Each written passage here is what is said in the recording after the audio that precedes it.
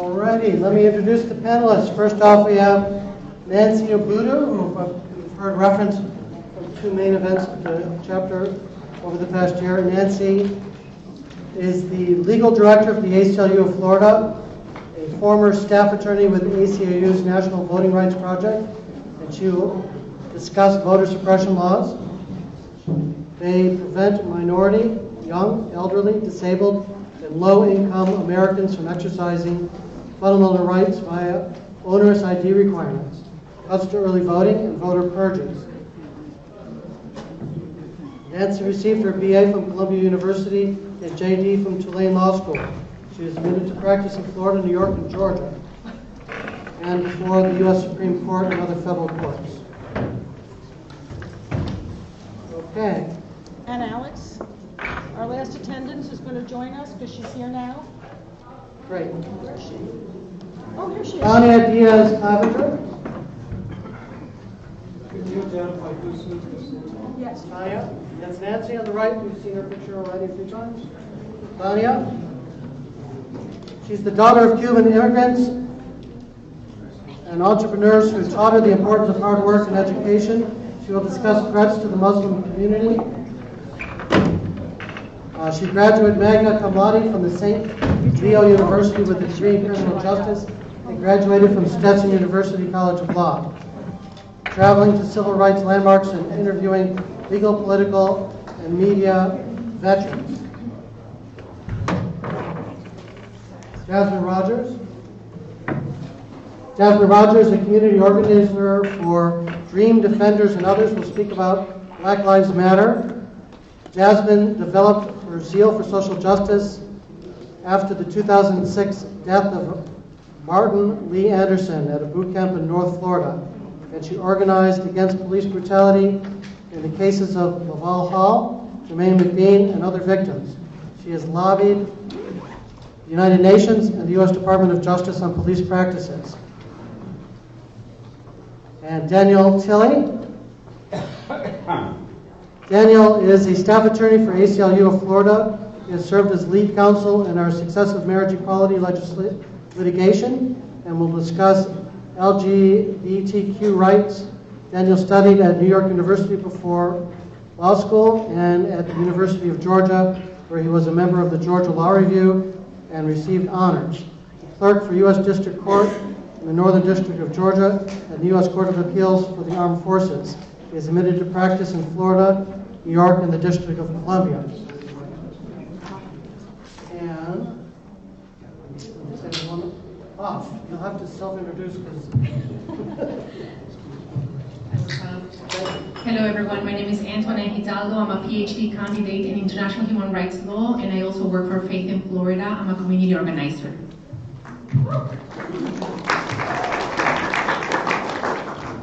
Hi everyone, my name is Manju Kaladindi. I'm an immigration attorney.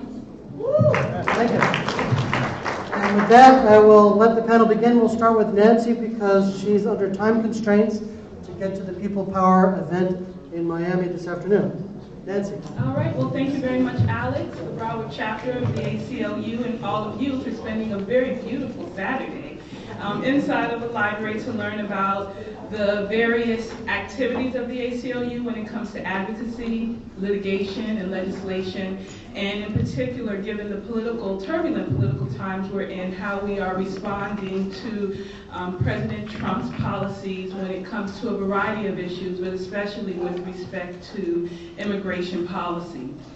I did want to talk, of course, about voting rights, as Alex had mentioned. I started my career with the ACLU as a voting rights attorney, and at that time, I was tasked with developing the ACLU's docket with respect to felon reenfranchisement.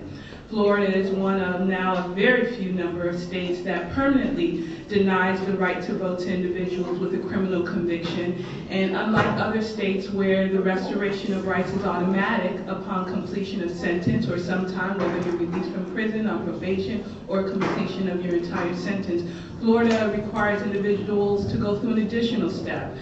When Governor Scott was elected, he immediately changed Florida's clemency process to not only impose a 7 or 5-year waiting period before you could even apply for clemency. But then given his failure to fully staff the clemency office, his refusal to consider applications that were pending when he came into office, and then of course the very strict guidelines that are imposed for people when reviewing their applications, the number of individuals who've been able to get their rights restored has decreased significantly. And so that's why today you have individuals who are passing around the petition for you all to support a ballot initiative either in 2018 or in 2020 that would allow for automatic restoration of voting rights. And there's also been a bill that's been introduced in during this legislative session that would also allow for a more automatic process when it comes to restoration.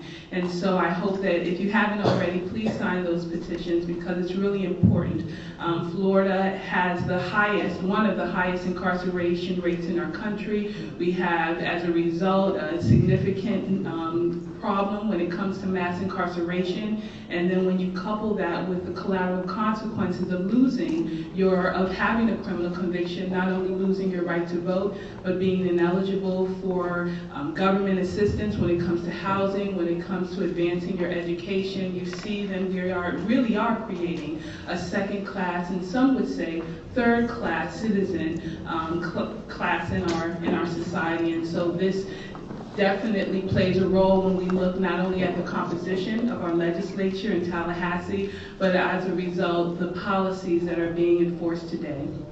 We do have a number of individuals who are going to be talking specifically about immigration law and practice here in Florida and how the national politics are playing out here in our state. But I did want to touch upon a couple of bills that are currently pending when it comes to immigrants' rights, which I believe really creates a tie as to why voting rights and not just casting a ballot, but also staying on top of our legislators when they are in Tallahassee is so important. And so one of those bills, or two I would say, the House and the Senate versions, you've got House Bill 697 or Senate Bill 786, which actually is trying to create a rubber stamp on President Trump's policy of requiring state law enforcement agencies to enforce federal immigration law. So this law, because they realize that there are problems with some counties like Miami-Dade that just decided to go ahead and say we're going to comply,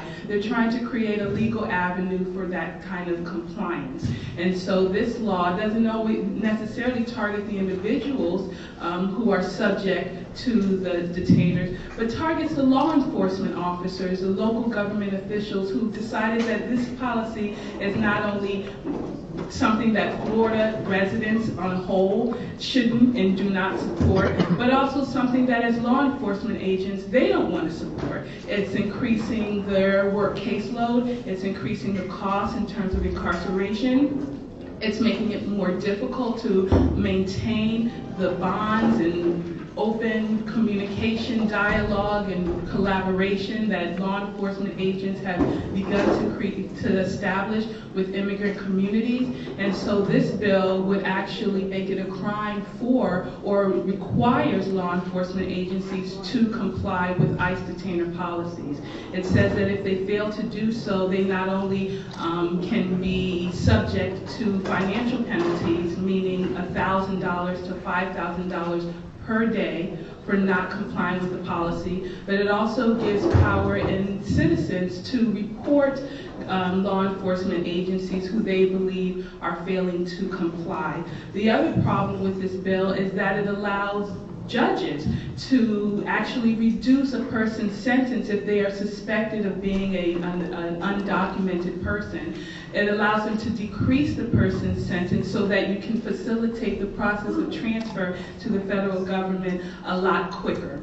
And so in addition to those aspects of the bill, it also denies state funding to law enforcement agencies that refuse to comply again with ICE detainers. So you can see that a group of people or agencies that you would think would be more in line with our state legislators, they are actually now being the target of these types of bills. And so it's just a reminder, when I think there is a saying about, they came for you and no one stood up, and then they came for them, the next person and no one stood up, and then there was no one to stand up. And that's exactly what's happening here. So we have to remain vigilant.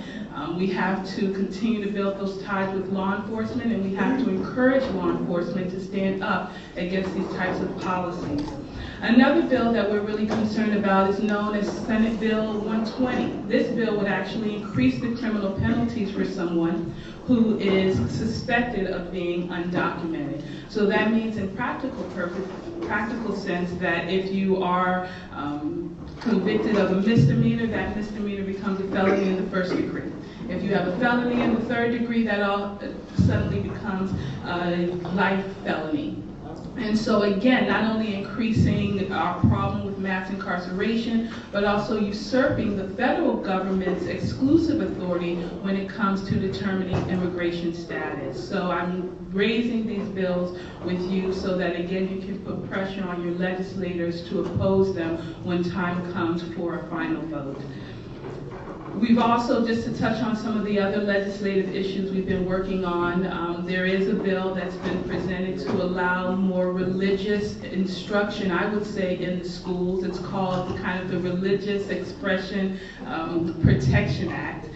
But what it really is a poorly disguised effort to allow the proselytizing in the schools. We know that when it comes to these kinds of bills, they're not being inclusive in terms of the religions that are being allowed for exposure. It really is about Christianity. It really is about pushing down the throats of our children, who are some of the most impressionable members of our society, one version of how humanity should interact, about our history and development as a human race.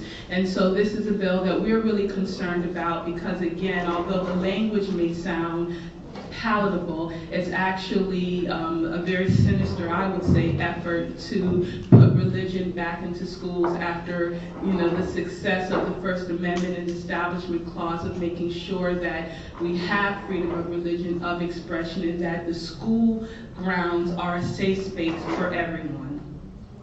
The last couple of things I want to touch on are the good news. There are some good bills. Not all of them in Tallahassee, not all of the folks in Tallahassee are bad.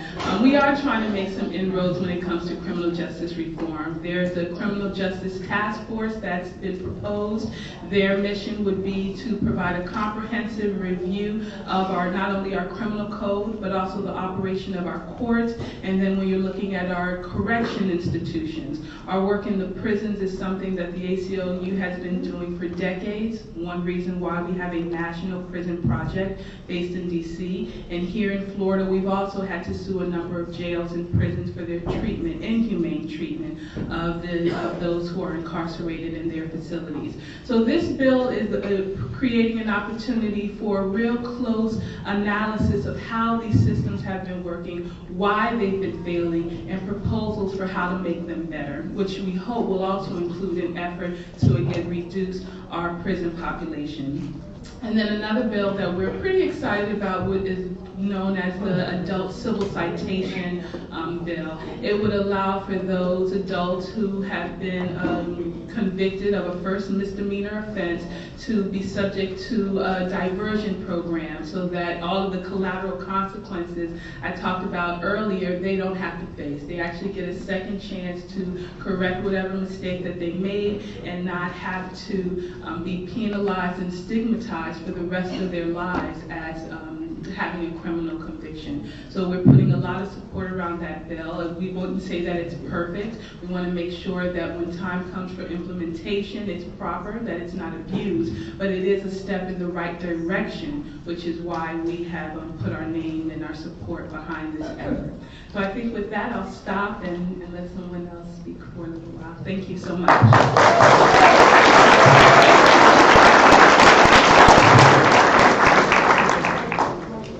Hello, good morning.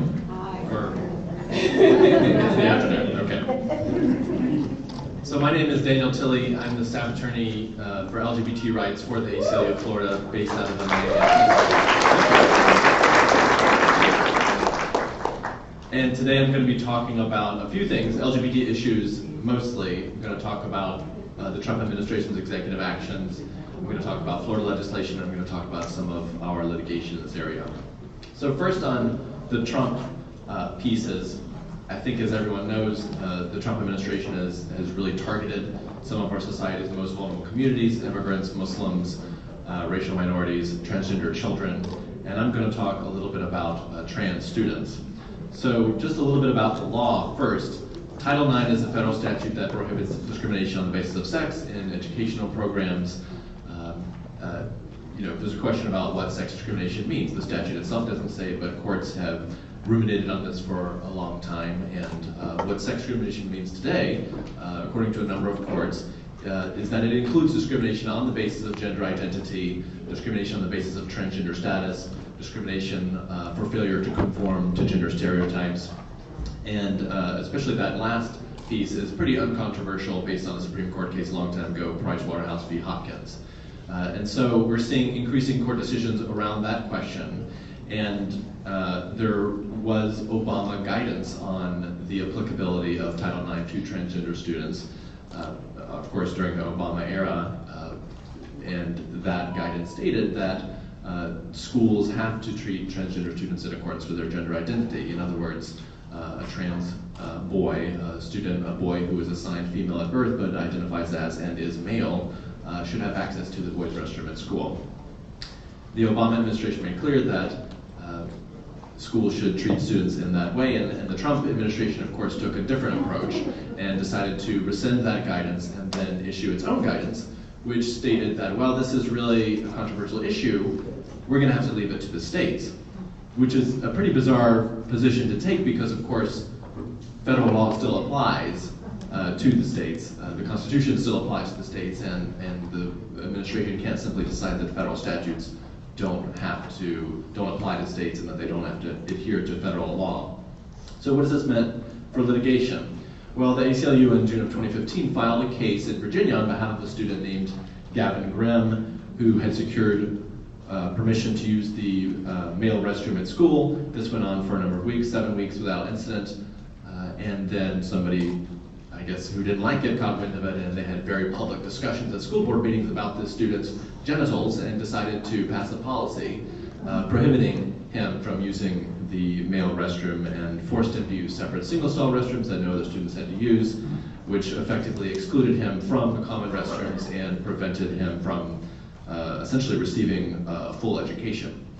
Now the Fourth Circuit, which is the federal appeals court that covers Virginia and West Virginia and Maryland, ruled in his favor based on the Obama guidance. And that case went up to the Supreme Court, was going to be argued this month on March 28th, but of course Trump rescinded the guidance, and then the Supreme Court decided to send the case back to the Fourth Circuit for consideration again based on the new guidance. So we were going to potentially have a nationwide ruling this summer on the applicability of Title IX to transgender students, and now we don't have that, and we're not going to have that. So we'll have to wait a bit longer for that, which of course is pretty devastating for a lot of trans students.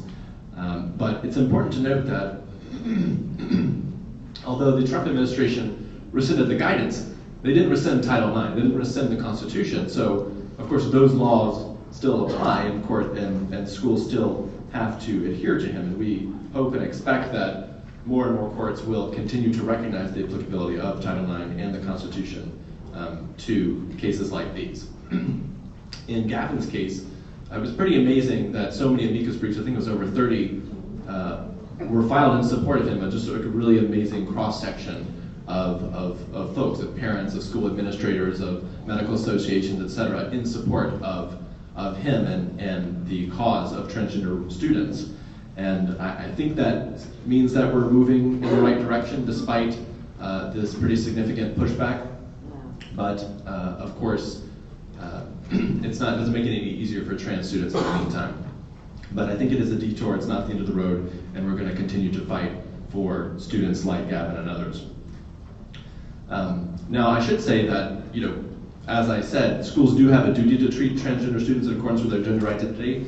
That's our legal position, and hundreds of school districts across the country are in fact doing that, which is important, of course, because the medical community agrees that it's important to the psychological well-being of students to be treated in accordance with their gender identity, which includes access to all aspects of life, the ability to participate in public life, including access to sex-segregated facilities like restrooms. So what are some of the takeaways about this? First, the Trump administration has made clear that it will not protect the rights of the LGBT community, particularly youth. A lot of people made a lot about, his saying LGBTQ at the convention, but of course actions speak louder than words, and I think his actions are extremely clear, and they send a terrible message to some of the most vulnerable young people in our society, that they're not welcome in schools for who they are. And we know that to have devastating psychological and educational effects on students. So that's the trans guidance. And I'll talk also very briefly about the draft religious freedom executive order that has not been issued, but that may be issued at some point. And of course, there was a leaked draft of what it might look like, and so I'll talk a little bit about that. It would provide a sweeping exemption that would permit discrimination against women, against LGBT people, against members of minority faiths in a variety of contexts. For example, it would grant a broad exemption to current protections under the Affordable Care Act that requires employers and universities to offer insurance coverage for birth control. This was part of the subject of the Hobby Lobby case and the Zubik case. It would authorize discrimination by federally funded child welfare agencies, which would allow those agencies to act based on their religious beliefs rather than the best interests of the child, which of course is like the cornerstone universally accepted standard. What are the best interests of the child? It would then allow them instead to place their needs, their religious beliefs over the needs of the child. And you can imagine that playing out in a variety of contexts, whether it's placing children with same-sex couples, interracial couples, couples of certain faith. So it would be quite problematic, and we actually saw a bill in Florida on this very topic a session or two ago, and thankfully it was defeated, but it's not out of the realm of possibility that it would crop up again. It would also allow federal employees and contractors and grantees to have an accommodation to act pursuant to their religious beliefs. That marriage is between a man and a woman, that your sex is assigned at birth and that's your gender forever, that human life begins at conception. Doing that while on the job and interacting with the public and providing taxpayer-funded services. We believe that government offices that are open to the public should be open to everyone on the same terms, and that no one should be turned away or denied services simply because of who they are. And by authorizing this denial of care, this discrimination, by placing one set of religious beliefs above another's, it violates the Constitution. So I'll turn to Florida specifically now, move through a number of bills. On the affirmative side, for LGBT issues, we have the Competitive Workforce Act, which is a comprehensive bill that would add to the Florida Civil Rights Act protections for sexual orientation and gender identity in the areas of employment, housing, and public accommodations. That's House Bill 623 and Senate Bill 666, if you can believe that.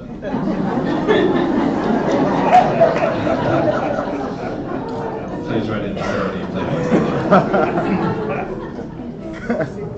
But there we are.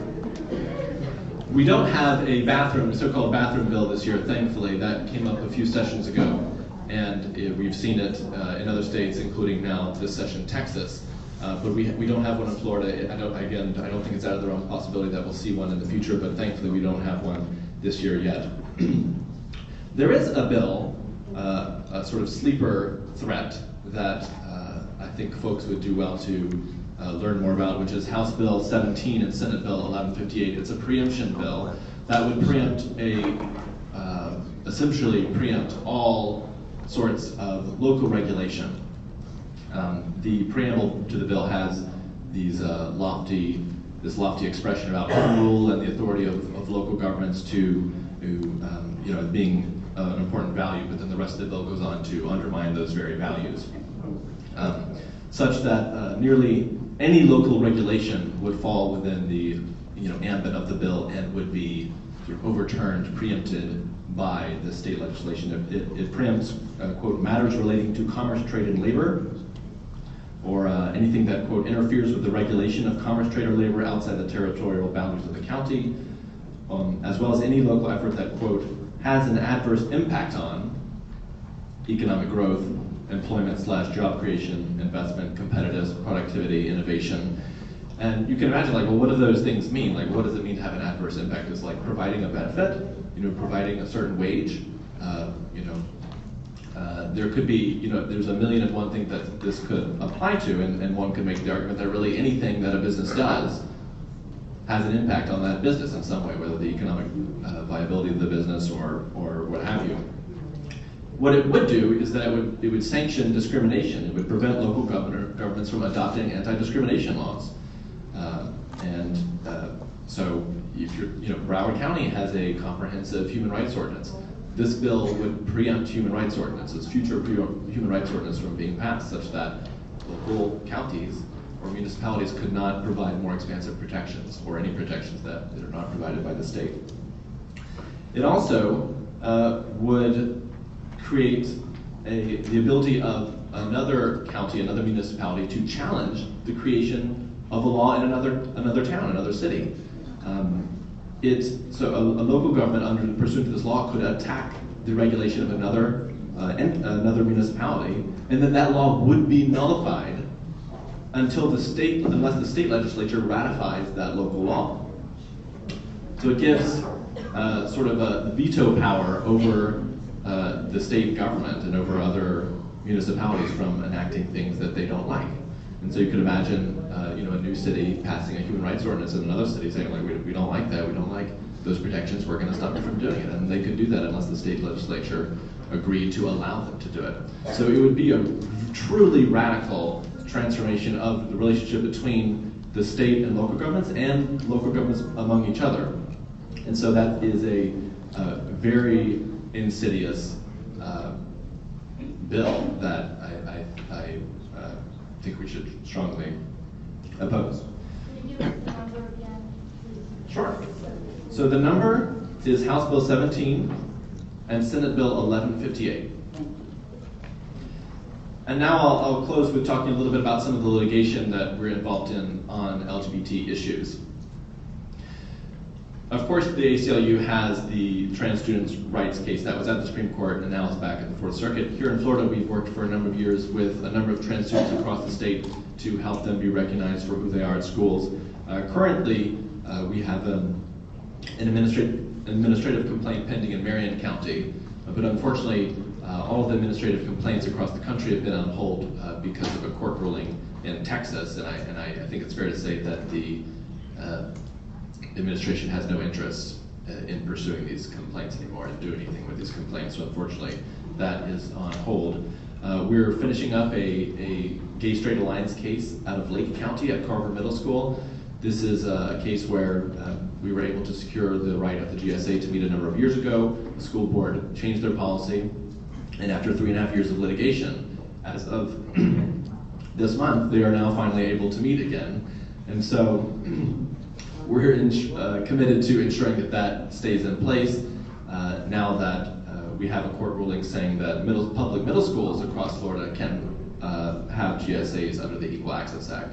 So we're happy with the proceeding of that case. There's still some procedural issues to wrap up, including issues related to attorney's fees, which are, it's great to, help the ACLU with attorney's fees, but it's really also about ensuring that all civil rights, plaintiffs and organizations have the ability to get such fees as a way of motivating defendants to do the right thing. So you don't need 3.5 years of litigation to get a school club to meet again. So that's something that we're continuing to work on. As Nancy mentioned, we also have done a number of cases around healthcare in prisons, including on behalf of transgender prisoners. And so I'll just state briefly, one case we had last year was one on behalf of a woman named Stacy Neighbor, Actually, her legal name wasn't Stacey Baker, but we were trying to secure a name change for her. She was seeking comprehensive treatment in prison for gender dysphoria. She had been living as a woman for many years outside of prison, and then was, of course, forced to be otherwise in prison. And actually, she was seeking comprehensive treatment, including hormones, but our case was actually about the name change portion. And for a lot of people, for many cisgender people who aren't transgender, a name change is not necessarily necessary for us. But for transgender people, a name change can indeed be medically necessary and is seen as medical care from practitioners in the field of gender dysphoria. And so we were advocating for her ability to change her name as part of her comprehensive treatment. This is pretty uncontroversial in that arena under the universally accepted standards of care for treating gender dysphoria, but it is not universally accepted in the prison systems of this country. And so this was a lawsuit to change that.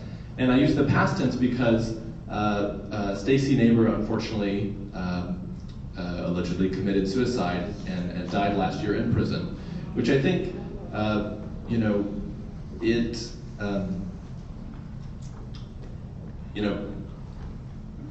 treating transgender people with dignity and appropriately is really a life or death issue for some people, and I think this case is unfortunately a good illustration of that. We have another case on behalf of a transgender woman here in South Florida. She's at Everglades Correctional Institution in Miami, and we filed suit last year seeking to get her back on hormone therapy, which she was on before she went into prison, and permitting her access to female clothing and grooming standards in prison. Now, the Department of Corrections had what's called a freeze frame policy before we sued them. A freeze frame policy essentially means that for transgender people only, you only get the level of care that you were receiving when you came into prison. In other words, if you weren't on hormones before you came into prison, you're not going to be on hormones in prison. And that's contrary to such foundational case law that prisons have to treat your medical needs. So it's not that like, oh, I didn't have cancer before I came into prison, and now I do, and now you're not going to treat me because I didn't have cancer before. But that's what prisons would do to transgender people. Like, regardless of what your current medical needs are, we only look at what happened before. Of course, in her case, interestingly, she actually was on hormones before, but they didn't they still didn't provide them because she went to jail before she went to prison. When she went to jail, pre-trial, they took her off hormones. And they said when she went to DOC custody, well, you weren't on hormones when you came into prison. So we sued. Now they have changed the policy. They've dropped the freeze frame policy, though. They say now that they will treat transgender people based on their current medical needs. But of course, in practice, that piece has not fully changed, I would say. And she's seeking to have access to female undergarments and the ability to grow her hair out, which in women's prisons in Florida, there is no hair restriction. In men's prisons in Florida, it has to be close cropped. And so, this is something that they deal with every day in women's prisons. It's not a problem. And even their security expert who testified at deposition said female underwear, I don't think it's that big a deal. They're still not providing it. So, and now that she's on hormones, is developing breasts, still no bra, but that's where we are. So we have a trial in July, and we're committed to ensuring that all transgender people in Florida prisons are treated appropriately and receive the medical care they need. So that's it for me.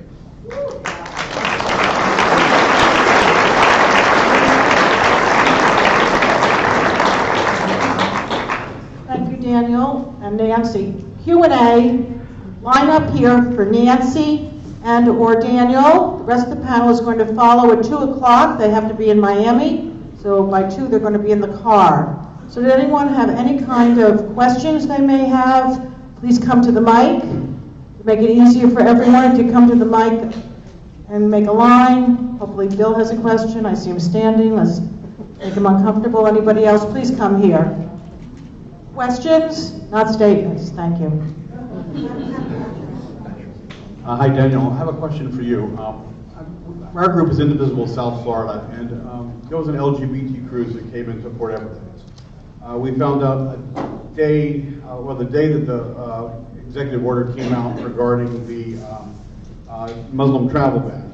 We found out that there were 12 people on that cruise coming into Port Everglades in 24 hours. We contacted ACLU, and you were gracious enough to provide legal assistance for those 12. 3 of them were Iranian nationals, I believe, and they were going to be deported and probably put to death. And so you guys stepped up. And I wondered if you had any comments about Port Everglades as being, you know, everyone's focused on airports.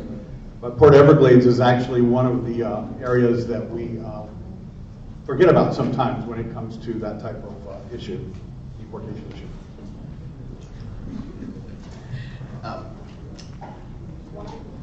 Well, I think it's important to, I agree. I mean, there are multiple points of entry into this country, and Port Everglades is one of them. I was not heavily involved in the advocacy around Port Everglades and those cases, but I think you make an important point that you know, people are harassed and discriminated against and have their constitutional rights violated at you know, not just, you know, in airports, but at a variety of places, and including those ports of entry. Well, you're absolutely right, and I was actually in touch with one of the friends of one of the passengers, and we deployed folks to Port Everglades. We also deployed individuals and lawyers to Port Canaveral, and you're right. Compared to the rest of the country, people forgot that here in Florida we actually have these seaports that needed coverage too, and I'm, you know, eternally grateful to the immigration bar that really stepped up in terms of coming out when we made these cries or pleas for help, providing the information to the community that was necessary, and today still being in the line of fire when it comes to dealing with what I think it's called Muslim Ban 2.0 that we're dealing with as of a couple of days ago. So we still have that rapid response team in place. We've coordinated with a number of other groups like the University of Miami, Southern Poverty Law Center, Catalyst Miami. There's some groups here in Broward as well, and so we will remain vigilant on those issues for all people. But you're absolutely right to highlight that there, within that category, there are folks who are even dealing with special issues when it comes to sexual orientation and going back to countries that are not as open or receptive to accepting their expression of sexual identity.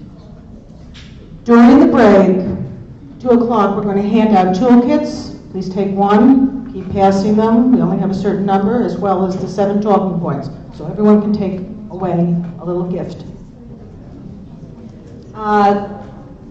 Anybody from the panel, any word about any of the governors using the National Guard instead of the local police agencies to round up the millions of immigrants in the United States? I apologize, I missed the beginning part of that. National Guard, what's the status, legally speaking, of the National Guard being called in to round up immigrants? Well, I think that was a rumor because, well, I don't know if you can believe this, Sean Spicer denied that. So I'm not sure. I mean, 100,000 National Guard. Under Obama administration and Bush administration, they did call out the National Guard, but not to enforce immigration laws. So I'm not sure if that would be constitutional. But then again, what is nowadays, so we'll see. But that was the point of me raising one of the bills, was that now Florida is actually trying to conscript local enforcement agencies to do the federal government's work. Well, yeah, the governors of each state has the authority to, you know, to use the National Guard because they're a militia. So if they don't have enough local law enforcement officers to do the job, then the governor of the state can say, well, I'm going to use the National Guard in order to round up the illegals.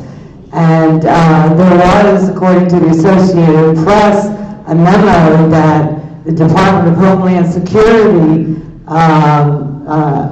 Kelly, wrote that the Associated Press got a hold of that never got signed, but I know the workings of the Department of Homeland Security, And the question basically is the fact that, you know, even though it might be a rumor, it's something that is and possibly will be forthcoming. It's like neighbor against neighbor. Thank you.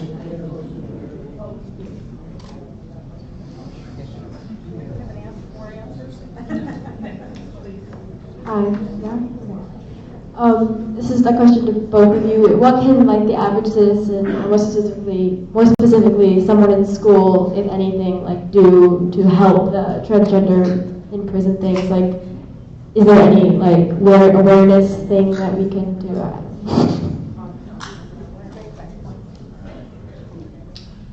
Well, certainly in schools, you can get involved in stuff at your school. I mean, starting a GSA and like in educating students about those issues.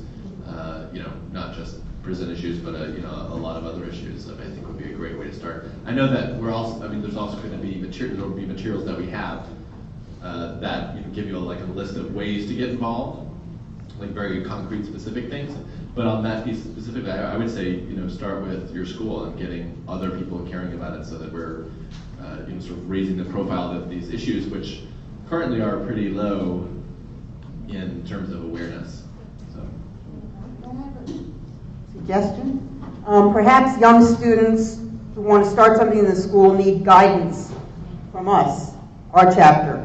And I guess we need guidance from the state affiliate. That's one of the reasons we're passing out a toolkit, because we need to know how to. I love hearing about the state of the law, but we need to know what to do next. And that's something I hope the panelists address throughout their conversations. And my question is, does the recent termination of the 46 U.S. attorneys across the nation have any effect on our rights here? Or have we even digested that yet? If I could just say one more thing to that individual who is up here just now. The student? Oh, and if you also just want to reach out to me anytime, we can chat about specific concrete things, and I can give you my card or however you want to do it. Termination of the U.S. attorneys, anything? All of a sudden? All the administrations do that, don't they? I think Clinton laid off 90 one day when he took office. Do I remember the number? So. 93 maybe. 93? I mean, the way it's going to appear, the way it's going to show up is what folks choose to prioritize. I mean, it's like Jeff Sessions says, we're not going to like investigate police, we're not going to get involved in local police because whatever, that's not what we do. And so it's going to be the question of like, well, what are the U.S. attorneys going to do? What kind of cases are they going to bring? What positions are they going to take in litigation? And that could be quite different, and that's what it is. Yeah, but I think I want to, in response to Cheryl's question, is that sometimes, we get the questions, what can we do? And then we say, even the smallest thing you can do, like hosting events at your school or in your community. Calling your legislator about any of the bills that I mentioned is enough. It really is. We have organizers here who can talk more about the grassroots work, and I will leave it or defer to them on that. But I want people to understand that it doesn't take a whole lot. You can do a very small thing, a call, a postcard to someone, or just educating a neighbor. So many people didn't realize the number of undocumented individuals that we have in here in Florida. Almost 1 million people who you touch probably every single day. And so the idea of the other is just, it's not a reality anymore. So I really hope, and I hope in direct response to your question, Cher, is there are a lot of different things that people can do. It doesn't have to be huge. Even the smallest action makes a difference. And will that be posted? That information is going to be on the ACLU websites, correct? It's on the website. It's happening at the town hall that we have this afternoon. It's being passed out through Know Your Rights materials that we've already created. And so if you want to do something, the information is there. I understand we're here to provide, but this is all hands on deck right now, and everybody needs to be proactive. So if there's information that you want, it is out there. You can go to the ACLU website, Black Lives Matter, FLIC. There are a number of organizations. Find the issues that resonates the most with you and do something about it. I feel that it's not that difficult. Hi, my name is Kitty, and speaking to the student, or any students in the room, most schools have a gay-straight alliance club, and if they don't, that's one thing that you could do.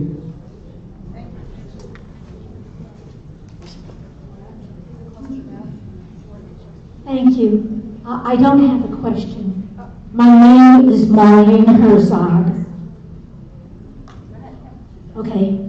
I have been with ACLU since 1972. Okay. I first got involved with the Rayford riots. I don't know if you're familiar with that. That happened up when I was at the University of Florida. And so I've come a long way, and what I have to say is extremely important. I could talk for hours and hours, which I don't want to do, but I want you to know that I have been there with you, supporting you, caring about you, and my children were born down here, and they too, actually my son spoke here to make sure that I would be able to speak, because we too came from Florida, born in Florida, and have a lot to say. Thank you. Hi, my name is Joan, and I apologize. I came in late, so I didn't hear everybody speaking. But my concern is about the growing anti-Semitism that is spreading horrendously throughout the country. In fact, one of the JCCs in Davie that I go to weekly has had 8 calls for bomb threats. So I'm obviously very concerned about what the ACLU can do and what we can do as individuals. Daniel? I'm Tanya Clevenger. I'm the Civil Rights Director for CARE Florida, which is the Council on American Islamic Relations. So our main focus has been religious discrimination within the Muslim community, which has obviously the same issues we're seeing there in recent months and has always existed, but we're just seeing that heighten against, okay, can you hear me now? But we're seeing, across the JCCs, we're seeing them in Tampa, you've seen them here. So it is a grassroots effort of kind of letting people know that's happening, but one of the things that we've seen that was beneficial when a mosque was attacked, when the grave sites were destroyed, that human element of people coming together and standing in interfaith events, saying that hatred is not tolerated and is not what America is about. Just those acts, and the media, when they covered those acts, was very much a grassroots effort to show that is not the country we live in, and while those acts are occurring, they are not going to be tolerated. It was an interfaith event, or interfaith effort that really kind of funded and put the sites back to where they belong, who are rebuilding mosques, rebuilding churches. And that's one of the things we talk about is, Nancy mentioned, the little things we do, where they're standing next to your neighbor when something horrible happens, or hopefully before it happens. And that's kind of the things that you can do as a community, is have you engage in interfaith events before the JCC started being threatened. Have you contacted a mosque? Have you contacted a local church? And the more we do these things together from a grassroots level, the more education, the more the public sees, the more we're going to see that these things are not tolerated.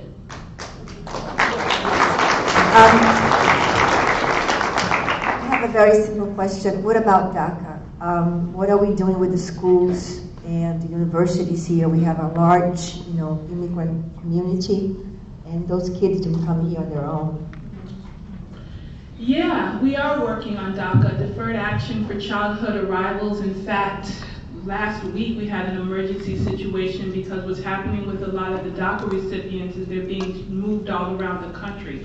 So we had a DACA recipient who lived in California, was picked up. It took his attorney almost a week to find out, to locate this individual. We found out that he was in Folkestone, Georgia, and we were able again to deploy, using our network of activists and lawyers, deploy someone from Jacksonville to the detention facility in Georgia to interview this person.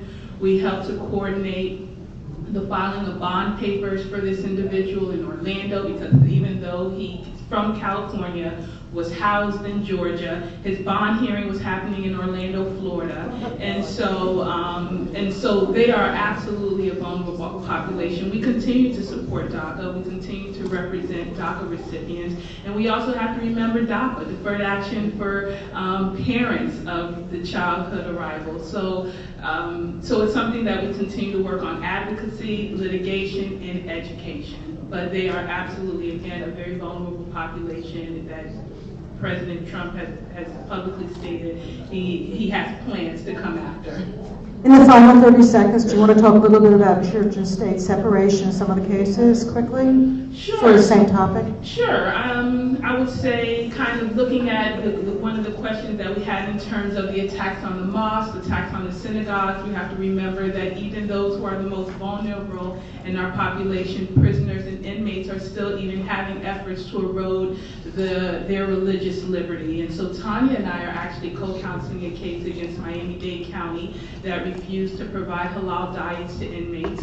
The inmates were receiving kosher or halal compliant diets for a long time, and then because of financial reasons, the county claimed, they decided that they were going to deny such diets to any inmate who identified himself as Muslim. And so I think that we are moving towards some progress, thankfully, because of another case that involved Jewish inmates who were being categorically denied kosher diets. And so I know that sometimes we talk about the tension within various religious communities, but maybe one positive outgrowth of what's going on is that we have this collaboration because people are dealing with the same circumstances. So if you can imagine, a kosher diet case is what's allowing us to advance the rights of Muslim inmates when it comes to halal diets. We're also suing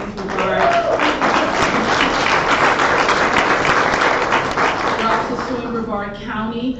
Broward has a policy where you can provide invocations before a county commission meeting, but for whatever reason, only Christians really were being allowed to provide the invocations, coincidentally. It may be a couple of religions, but definitely not the free thought thinkers that we represent, the non-theists we represent, and the atheists who also we represent. And their presentation is just trying to, ensure that the decision makers are being influenced by what's moral, what's humane in terms of dictating how people in Broward County run their lives. We've also been looking at, again, like I said, the Religious Expression Protection Act that we're opposing right now, even with efforts to make some amendments. We still think that it's a dangerous issue. And so those are just a snapshot of some of our separation of church and state work right now. Your initial comments, you mentioned a couple of bills. I didn't get the number of the first one. Do you remember what it was? Sure. The first one in terms of the ICE detainers is House Bill 697, and the companion bill is Senate Bill 786. And again, that's the one that would force law enforcement agencies to comply with ICE detainers and play the role of federal immigration law officers.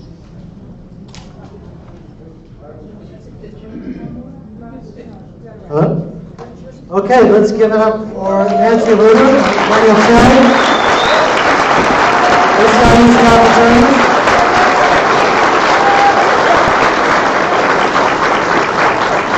And again, after this event, we encourage everybody to try to make it to the People Power event at University of Miami.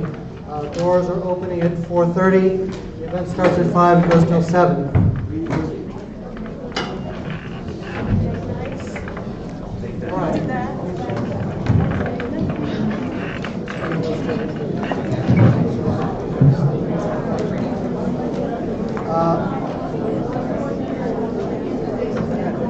All right, now the panel discussion will resume, and and it will end promptly at 3 p.m.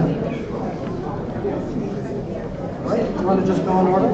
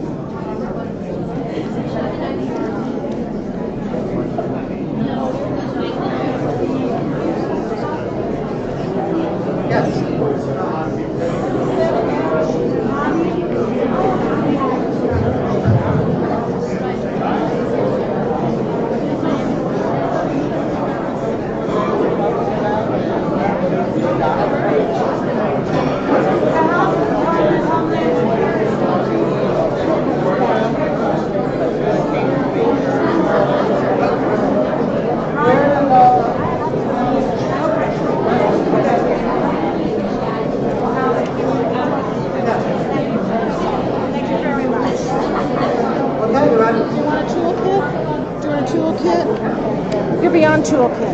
You want a toolkit? Yeah. You do?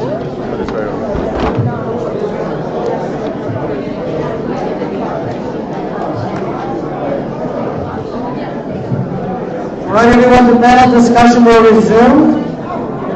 So please get back to your seats as soon as you can. Thank you, sir. Just remember that this is being recorded on the Right, yeah. Don't stand there. Yeah.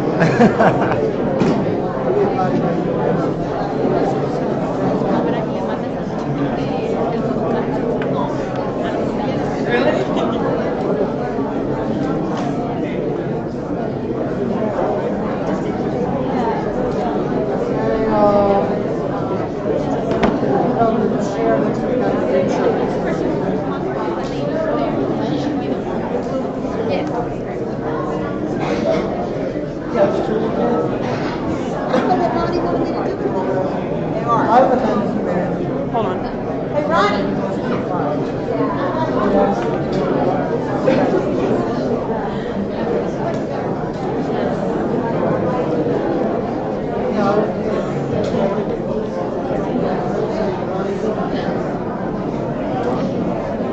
Okay, everybody, get back to your seats, please, so we can stay on schedule.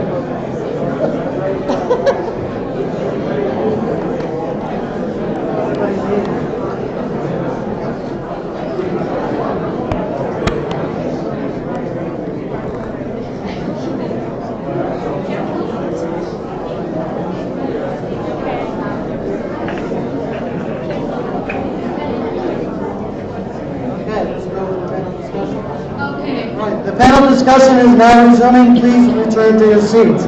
Thank you. Okay, I think I'll start by addressing. I'm going to start by addressing some of the immigration executive orders and their impacts on the immigrant community. Fear right now is prevalent in a lot of immigrant communities, both more so for the undocumented and also some of the documented, such as green card holders. How can we replace this fear?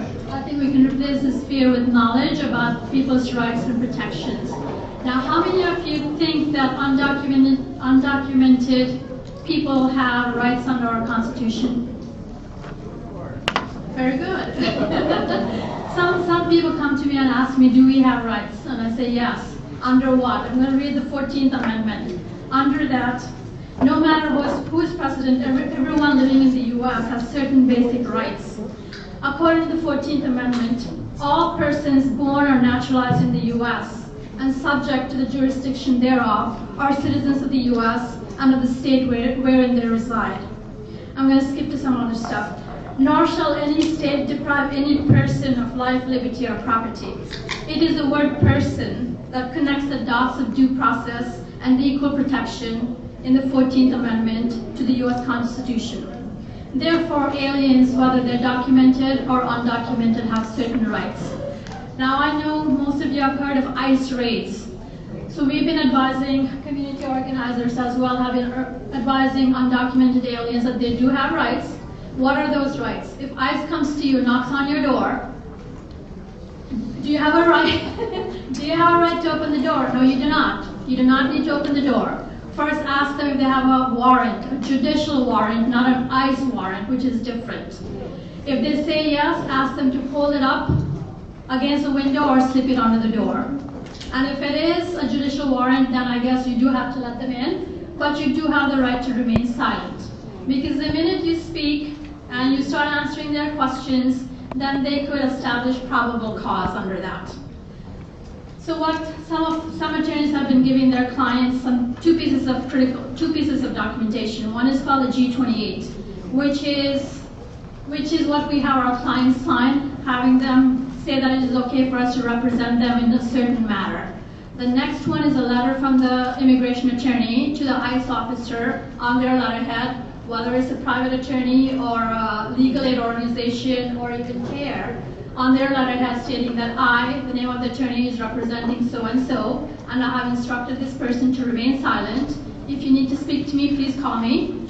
And if I still persist and starts questioning these people and they break down, because I probably will break down too, but if they break down, even after being advised, I think in a deportation or a trial, we could use a motion to suppress that information. Okay? What else can you do? If ICE visits your home, as we said, you do not open the door, you have the right to remain silent, you do have the right to speak to a lawyer. What happens if you're stopped in public? Basically the same thing. We're telling clients to carry something called Know Your Rights card, and then tell them, voice it out saying I choose my right to remain silent, and I would like my attorney present. What else can I say about immigration? There is a new, I don't know if you've heard of this, Antoinette, or any of these community organizers. I think there's a new phone application coming out next week by the Center for Human Rights out of California, where they're going to, it's basically how do we get these papers to undocumented immigrants if they do not know this procedure? Probably speaking at community events, churches, letting them know that there's a phone app coming. You go in, go to a website, and put in your address or a zip code, and you will be connected with an attorney or an immigrants' rights group in your area. And they will have these papers prepared for you, and they can either email them to you, or if you do not have access to the internet, you could go down to that organization or law firm and pick up those two pieces of paper. The other thing, a lot of undocumented parents are being picked up, and what do they do about their children? US-born children, because if they have no guardians, they can be given to foster care or probably even adoption. So we've been discussing this with some family law attorneys, and they've come up with something called a temporary guardianship agreement.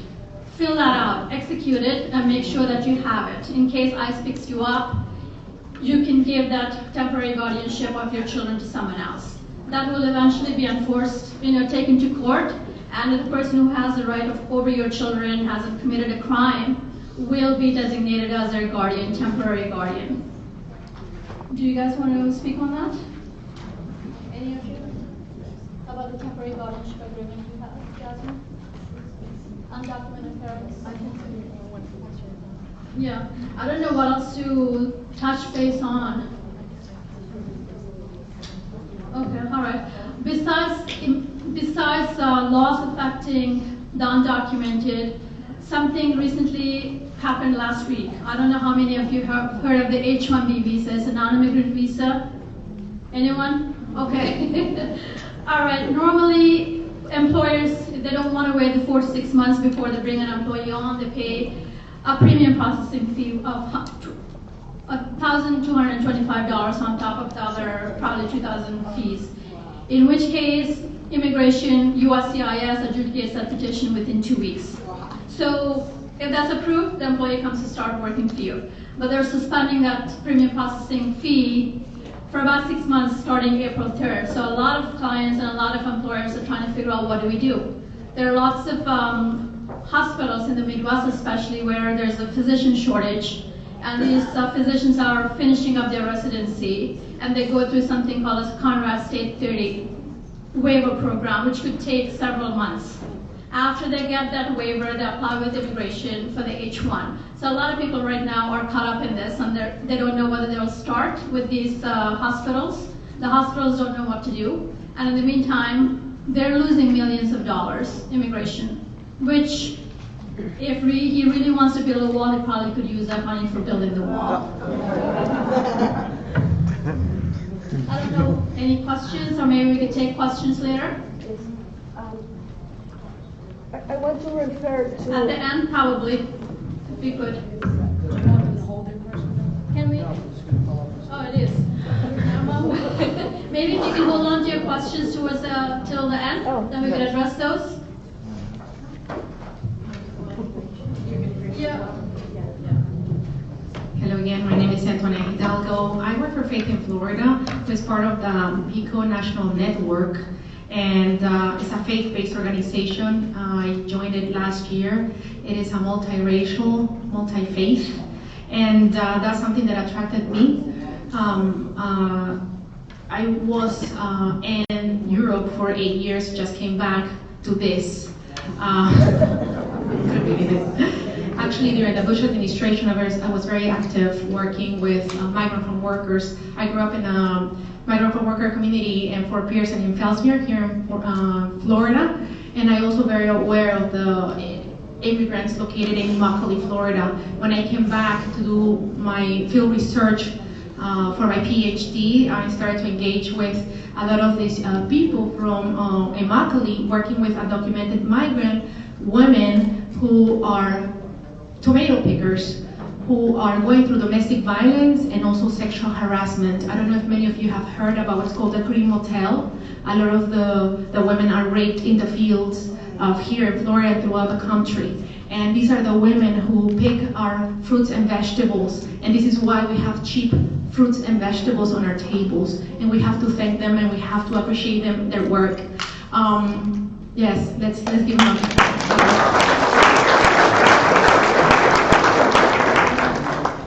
coming back and understanding what's, really, I was really wondering what's going on in the different communities, and in Martin County started to talk to different people, and they started to tell me, Antoinette, we're being stopped, and we're getting probation, 6 months to 9 months probation, plus 30 days in jail for not having a driver license. And I said, let me talk to 7 leaders, from your community, and let's see how it goes. Well, I talked to a pastor in Martin County from a local church, and I said, let me talk to the community. Let's see how many people are going to, willing to know about their rights, about, rapid response, etc. That night, 126 people responded that were registered. The following weekend, I have over 250 people showing up, and 2 weeks later, 500 people showed up. Last weekend, we just had 300 people who were there to obtain a power of attorney letter for their children. They're so scared. They just don't know what to do. And 100 people didn't show up because they didn't have a custodian. When among the people that I was talking to, I asked how many of you, the ones who showed up, the 300 people who do not have custodians, and 4 families showed up, they raised their hands. And so I said, well, let me talk to you personally. So I went to them, and I had this case, a case from a young man from Guatemala who crossed the border with his child, who's a 5-year-old girl, who's also undocumented. And he was saying, I have no one. I have no one. And he had fears in his eyes, and it's just that he's so scared.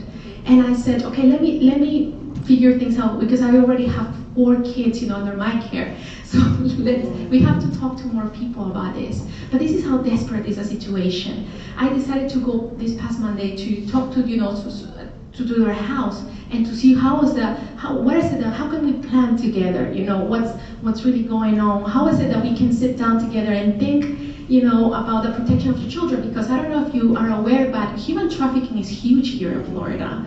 And one way that they recruit children is actually in orphanages. And once the children are inside the Department of Children and Family, the kids are collected, and there are kids going inside to recruit other kids. So imagine this, this is something that is happening here. And what is it that we can do? So, I had a young man who was one of my initial leaders, whose name is Juan Carlos. Juan Carlos was one of those kids who got detained and stopped because he didn't have a driver license, so he had a 6-month probation and 30 days in jail. Well, his friends, he used to check in Friday at 6 p.m. and leave on Sunday at 6 p.m. His friends were waiting for him 3 weeks ago. Well, you know what? He didn't come out. The officers were very rude to him, and they didn't know what was happening. Well, I was in California. I received, I was bombarded with phone calls and everything else. I was like, what am I going to do? My goodness. So I started to contact lots of different people, and we realized that he was going to stay for 1 more week in Martin County because he needed to finish that 30-day type of, sentence that he had. Plus, ICE came to pick him up. Well, he was forced to sign a document. Before he was signing the paper, I talked to him the day before and I said, listen, you have the right to remain silent and do not sign anything if you don't understand. You have the right to understand what you're signing. And he asked for someone to interpret for him. They said no. There were 3 police officers. They were forcing him. They said, we're going to hit you so bad that you're going to end up at the hospital. And so they ended up calling someone, an inmate who was bilingual. By the time the inmate came to interpret, he already signed the papers because one of the police officers pulled out a gun, and at gunpoint, he signed the paper. He was sent to Chrome. Well, guess what again? Last week, I found out there were 5 more cases in Martin County of people beaten up, sent to Chrome. This is what's going on right now again. So I just want to let you know that this is horrible, devastating. This is what our immigrant communities are going through. And we're in solidarity with our Muslim friends, with everyone else. We all have rights. We all have we all have to care. This is the basic thing. We have to care. With the community that I've been working, there's another thing, because a lot of people, we started to talk about the Anglos, and a lot of them, they said, listen, I would like to be a custodian. And I said, a lot of the indigenous people who are here, their first language is not even Spanish. We have here, among this crowd, which was last Friday, Mam, Quiche, Canjobal. I said, there are 26 dialects, 26 dialects from Guatemala only. And these people, you can go to Indian town and you can find a lot of them. They don't even understand among themselves, so they're different dialects. And these are people who have been discriminated all their lives in their own countries. In Latin America, we have a social strata, and I am a mix of 3 races. I am indigenous, I am white, and I'm also black. And we are the ones who have raped the indigenous community, who are the most abandoned, the ones who have suffered so much corruption, and the ones who have been completely forgotten by us. So even they have a name for us. They call us Ladinas or Ladinos. And when I offered myself as a custodian for this young man, he looked at me and was like, are you going to return my child? I was like, believe me, I'm going to relocate that child, don't worry. And I said, yes. And then there were other Anglos saying, I want to be a custodian. I said, listen, I don't want to be into my race and your race, but your race is doing this to this race. And my race, in a way, we have forgotten about them. These are the most vulnerable people, right? So we have to be cultural sensitive about our people. We have to understand where they're coming from. Not everyone comes from Mexico. I am originally from Peru. And you can say, well, you're Mexican. No, I'm not Mexican. There are over 20 countries that speak Spanish. Okay? So that's I know that a lot of people are very bad in geography, but we have to make an effort to actually understand. Actually, under the Bush administration, very small percentage of people, I think actually 15% of people only have passports. That means that we need to travel more. We need to explore more. I invite you to learn other languages, to understand other people, so we can embrace the world, not just here, not just locally. So there's a short-term solution and long-term solution, into all this. Like, giving power of attorney letters and giving for their children and for their belongings is one way, of course. Being a sanctuary yourselves, being a sanctuary that people can feel safe. We just don't know anymore who is who. And it is even worse for a person who's undocumented. My God, that white person coming or that black person, what do they want? I'm afraid. Even a lot of people who are Latinos who have papers, papers meaning they're documented, who have green cards, and they are American citizens, they don't care. So a lot of these people have been abandoned. And how is it that we can't enter into a relationship, into a dialogue with the other? And this deal about, this deal about being xenophobia and the fear of the other. This is what we have to break. This is what we have to destroy. We have to build bridges and understand the other. Is understanding others' cultures, embracing others, and understanding where they're at. So in the short term, we're thinking about being a sanctuary and creating sanctuary cities, churches, etc. Also providing education for know your rights and understanding about, like Manju was saying, about what is it? Do I have constitutional rights? Yes, you do. Fourth, Fifth Amendment, understanding that you have the right to remain silent and to see a lawyer. And rapid response. A lot of people are being picked up as they're playing football, soccer. They're going to parks, gas stations, a court, as they're walking, riding their bicycles, and as they're driving. This is crazy. So we, at the long term, we need to think about driver licenses. We need to think about what is it we as a nation can do, and comprehensive immigration reform is a way, and we have to push it. So really the separation of families and this violation of human rights systematically is something that we have to be concerned about. We all can do something. We all can make a difference. We all can be a sanctuary ourselves. We need to understand that there is a community out there that we don't know, but if we're willing to understand and to know, please come forward. Go into organizations, faithinflorida.org, PICO National Network, and probably my colleagues here are going to tell you about the organizations too. Please reach out, learn more about what's happening out there. We are a human family. It's only one family. We have to care about each other. And there are services out there, we have to provide it. It always starts with you caring about it.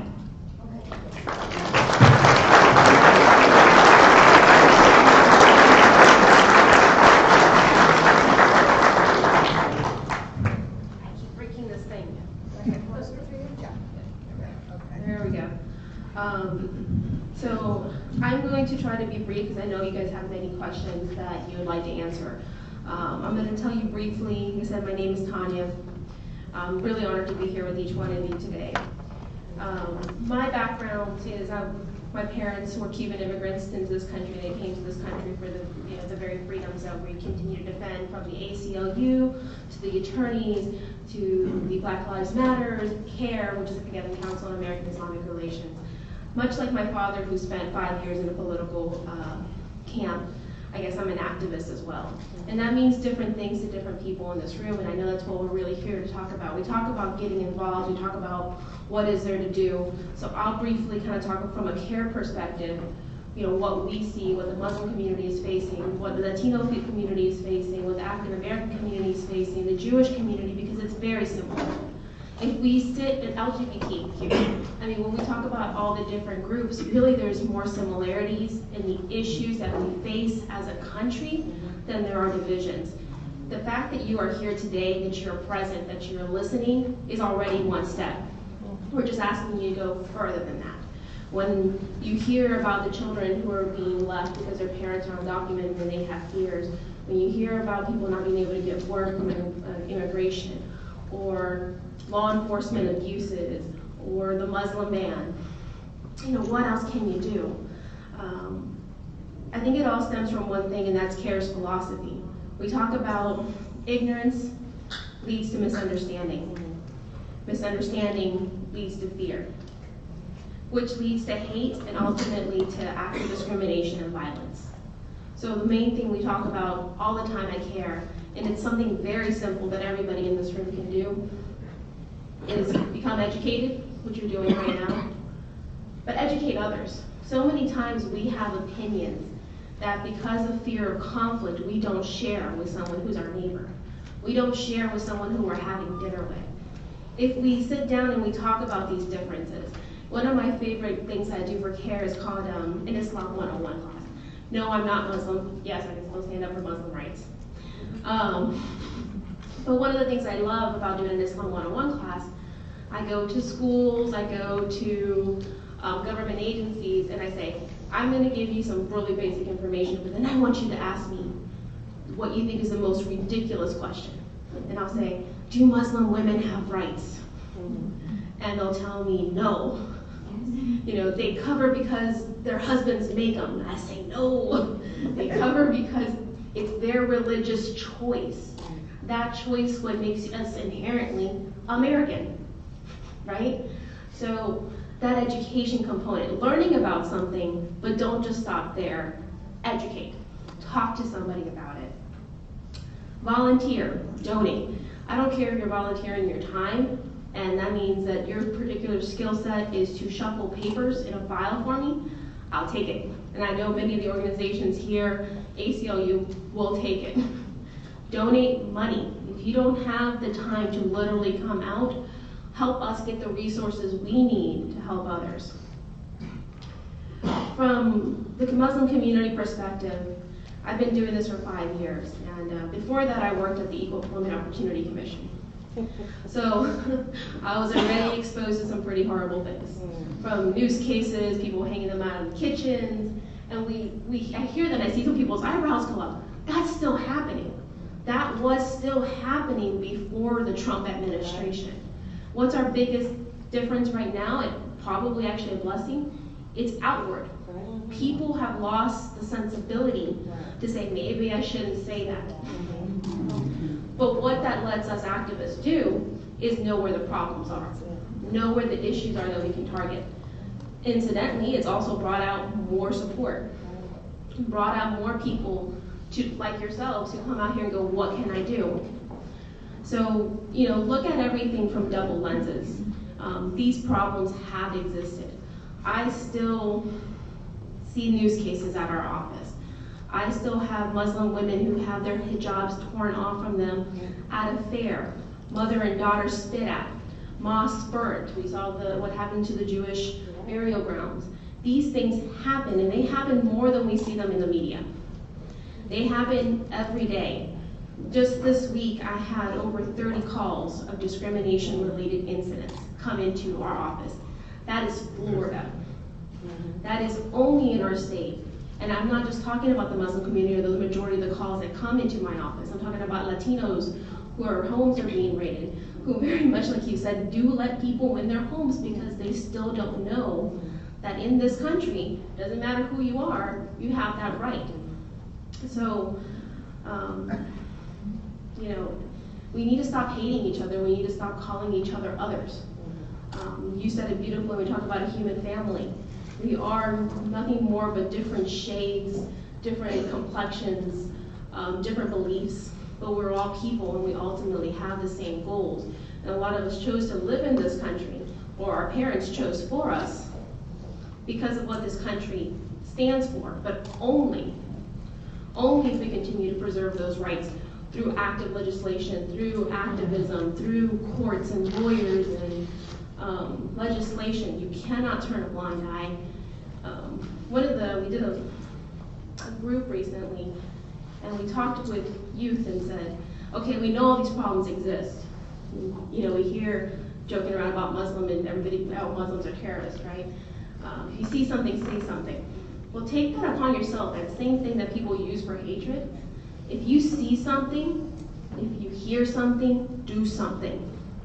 How often, when I got the call with a mother and the daughter who went to the fair as a family outing, and mom and daughter get spit on because of the hijab on their head, do you know how many people at a state fairground were standing around them? Not a single one of them stopped it. Not a single one said, that person right there did it. They said, there was a couple people who said, oh, that's messed up, that's wrong. But that was as far as it went. Is there more they could have done? Could they have identified who battered this mother and daughter so the police could have taken action? Could the police have taken further action and then, oh, sorry that happened, there's nothing I can do, and then turned away? We as a society have become it's not my problem society. Or we criticize, which is something we do all the time, and actually want to end with a little bit of a Teddy Roosevelt quote about we criticize people and we say, well, this is wrong, that's wrong, but we fail to take action. So I thought this was kind of perfect in light of today's conversation about what can you do. It is not the critic who counts, not the man who points out how the strong man stumbles, or where the doer of the deeds have done better. The credit belongs to the man who is actually in the arena, whose face is marred with dust and sweat and blood, who strives valiantly, who errs, who comes short again and again, because there's no effort without error and shortcoming. But who does actually strive to the deeds, who knows great enthusiasm, the great devotion, who spends himself in worthy cause, who the best knows in the end triumph is of high achievement, and who at its worst, if he fails, at least fails, while daring greatly, so that his place shall ever be with those cold and timid souls who never knew victory nor defeat. So we leave it that as kind of a little thought.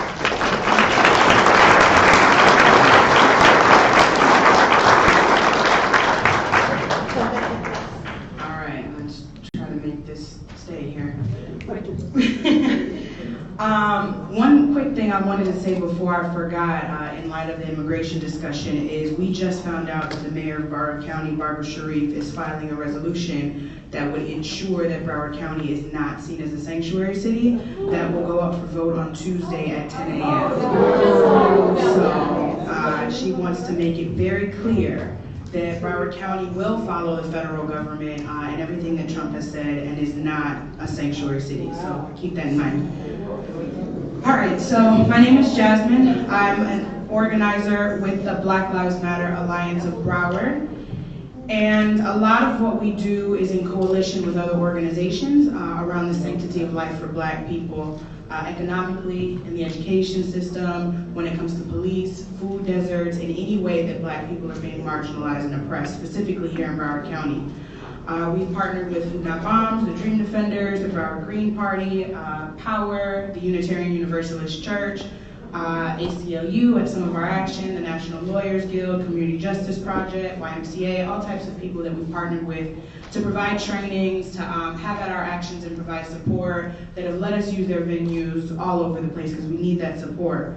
So a lot of the work that we do is around police brutality, in supporting families here in Broward County that are victims of having their family members killed by police. It happens in Broward on a regular basis. Or who themselves are victims of being beat up, incarcerated unjustly, whatever that looks like. We're there to provide support and a network around those people.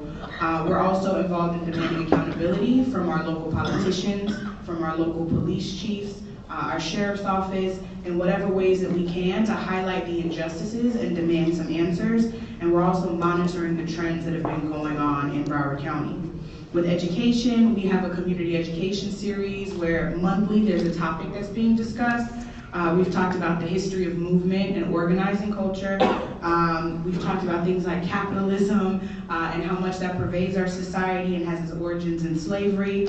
We talk about security and infiltration and the history of our government infiltrating and trying to rip apart our movements. And in the future, we'll be talking about international solidarity because we are global citizens and what happens here affects the globe, and gender and sexuality. We have food sharings on a regular basis in Sistrunk in downtown Fort Lauderdale. We're developing partnerships with clergy because we know how important that is to our communities, specifically Black communities, and we also engage in civil disobedience. We do marches, we do actions, we block highways, we block roads, we disrupt commission meetings. Contrary to popular opinion about Martin Luther King, they taught us to resist. Yeah. They taught us the ways in which to be civilly disobedient and take arrest over and over and over again, and have taught us that we have a duty to disobey unjust laws. And I think it's really important for us to know that Florida is not immune from those unjust laws. For some reason, we haven't really made a national spotlight like Ferguson or Baltimore or some places in California or New York, but it's happening right here. It's happening on a regular basis. And Broward County is not as democratic as we make ourselves seem like. In Fort Lauderdale, we had an issue a couple years ago where the Fort Lauderdale Police Department was constantly stopping black and brown folks in black and brown neighborhoods for not having bicycle registrations. They were arresting them, they were using it as a stop and frisk, pretty much. They weren't going over to the beach neighborhoods, they were exclusively doing it in the black and brown neighborhoods. And the same thing for apparently not walking on the sidewalk is something that you would ultimately be arrested for. And again, predominantly black and brown folks. Scott Israel boasts about his new civil citation program and marijuana and all of that stuff. Those civil citations are primarily being given on the west side of town because they're up to police discretion. So we need to be very aware about what's going on right here. In 2015, Florida killed the most unarmed black men in the country, with Dade and Broward County leading that list. So we need to be knowing these things about where we live and holding these people accountable. We've worked closely with the family of Jermaine McBean, who was killed by police, who the officer used stand your ground as a defense, the first that we've heard of in the nation. So way to go, Florida, setting that precedent. We've worked with the family of Laval Hall and Calvin Reed, all people that were killed right here in Broward County. And as it relates to juveniles, black youth are black youth are 3 times more likely to be arrested than their white peers. Black youth are 8 times more likely to be tried as an adult. And 92% of youth who spend time in jail are black and Latino in Broward County. There was a Herald Tribune investigative report that was just released that talked about the sentencing disparities here in Florida. White judges sentence black people to 20% more time in jail for similar history and same crime.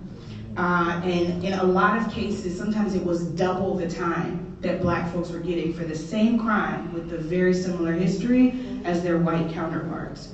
And when we think about these things, we have to think about the implications for it, right? It's not just, oh, that kind of just happened, we look over it. If you are sentenced to a year longer than somebody else, that's a year longer taken out of your life.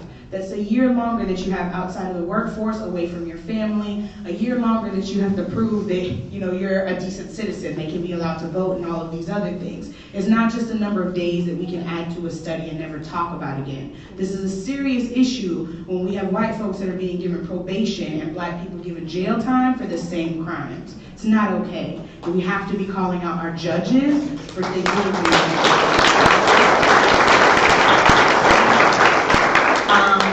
1/3 of incarcerated women on the planet are jailed in U.S. prisons. And a disproportionate amount of that is black women, because black women are the fastest growing prison population in the U.S. So I'm gonna say that again. 1/3 of all incarcerated women on the planet are jailed in U.S. jails. So we need to be paying attention to that. And also, police brutality hasn't stopped just because Trump is in office. 112 people were killed by police in February. Of course. So these are things that we need to be watching, seeing where they're happening in Florida or anywhere close to us, knowing their names so we can talk about their stories. And part of that conversation is, we can't deny, Angela Davis said, we can't deny that slavery was, and the mindset that goes with it, was never fully abolished in this country. If it was, we wouldn't have needed the civil rights movement, and we wouldn't have to be screaming that Black Lives Matter right now, if slavery was truly abolished in this country. So what we talk about and how we understand this issue is that Trump is not a new phenomenon to us. Trump is a symptom of racism, of capitalism, of all of these things that we've been fighting since Christopher Columbus got here in 1492. Woo! He's just a symptom that we have to keep fighting against. We have to consider that for people that look like me, America has never been great. Has never been great. America has never been great for indigenous people. America has barely been great for women. Like, America is a far cry from being great if you are not a rich white man. A rich white cisgender heterosexual man. And we need to talk about why that is what it is, especially in our language, because we know that When slavery ended, we had the black codes. After the black codes was Jim Crow. After Jim Crow was redlining, trying to desegregate our schools that are still not really desegregated, trying to desegregate our neighborhoods that are still not really desegregated, prisons as a form of legal slavery where we're getting our clothes, our phones, all of these things from these prisoners that are making pennies a day to do these things. And we have to acknowledge that America has this really, really dark past and present, not only here, but across the globe. And that we're making impressions of anti-blackness across the globe.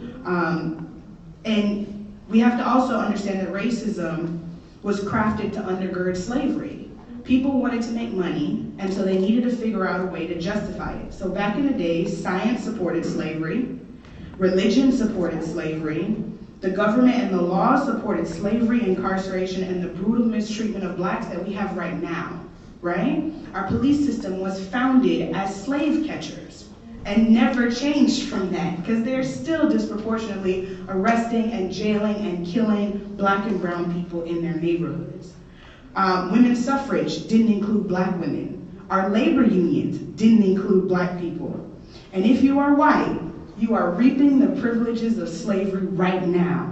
And there's nothing we can do to deny that or to make it stop unless we stand up and do something about it. We have to do something about it. And we have to ask ourselves, when we look around at these systems, if there was a black or brown person or organization that was systemically annihilating Americans the way the police are in this country, what would we do about it?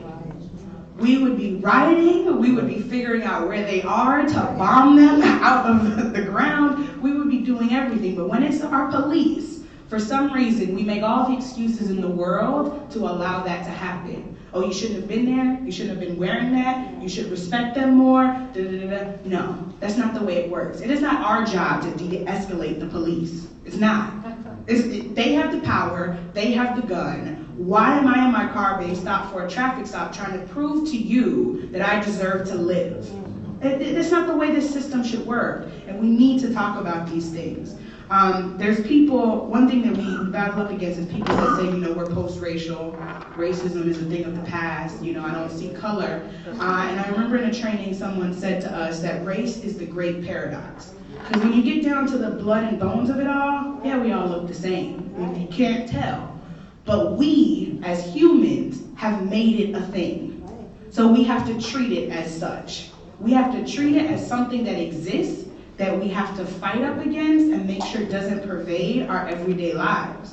And talking about it and acknowledging all of the privileges that we all have in this room. Someone once told us that the most underprivileged person would be a queer, disabled, undocumented woman of color would be the most marginalized person in this country. So as far as you are away from that, you have those privileges.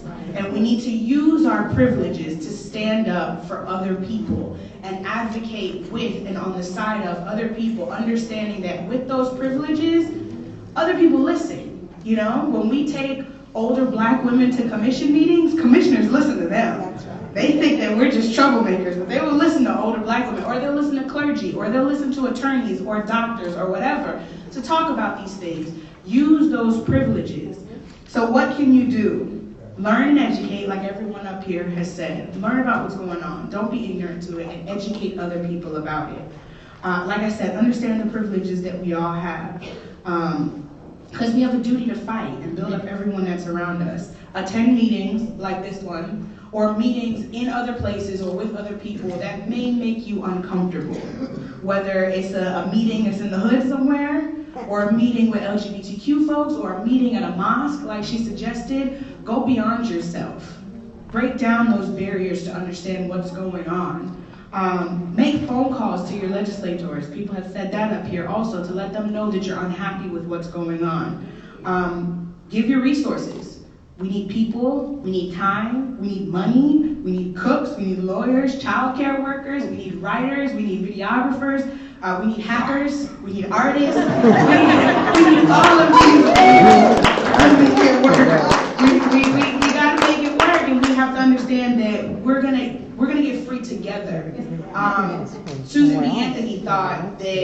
If women can just get the vote, that'll cure all of the racial problems in this country. Just give women the right to vote. So don't complain, black women. Don't try to go up against me. Let's just work on getting women the right to vote. Everything will fall in line. Yeah, that was a long time ago, and it didn't work.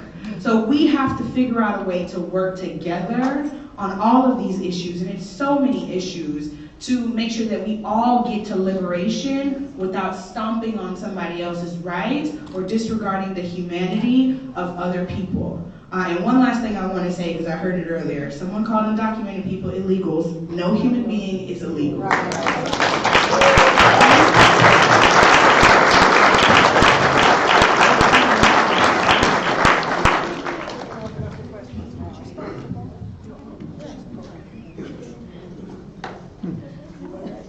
I hope people will come up and ask their questions. Speaking of awareness, Robert E. Lee Street in Hollywood might need a new name. I hope you people have been signing the petition about that, getting involved with Black Lives Matter. Be aware of the street you live on. What's its name? What's it mean? Get involved. Hi, my name is Roseanne. I just want to thank the panel for all the work that you do. And I do have a question for the immigration attorneys. We know that Obama deported plenty of people during his administration. So what is a good answer to those people who are saying, well, Obama deported people. What is different that we can, it is some, like a concise statement, it's totally different now? I think they're expanding the definition of something called expedited removal as well, which hasn't gone into effect. As Antoinette was saying, what 80% under the Obama administration were deported from the border. But if expedited removal goes into effect, which it has not, it'll apply to any non-citizen living anywhere in the U.S. and not apply to the standards that are currently in effect right now, which says apprehended at the border for misrepresentation and false claims to U.S. citizenship or lacking entry documents. That's what they're doing right now. But if expanded removal goes into effect, like I said, any citizen living anywhere in the U.S., regardless of when they came in, probably up to 2 years. Right now it's within 14 days and within 100 miles of the international land border. So this could be anywhere in the U.S. That's the difference. And I kind of just want to point out, kind of anecdotally, so with CARE, one of the increases that I'm seeing is people, whether they're students, getting their PhD who've been lawfully here, but they've gotten driver's license tickets, and all of a sudden they have that violation and they're being held at our borders and being sent back. I had at least 3 of those cases since the first Muslim ban went in. So I think just outwardly, we'll see what the numbers end up after 4 years, but just outwardly, you're just seeing these large impacts of people who really have not committed a crime, who haven't done anything really beyond what any dumb college kid would do, for using that example, and being deported. I think it also goes to the expansion of the definition of what constitutes a crime. Mm-hmm. That also is going to have a great effect.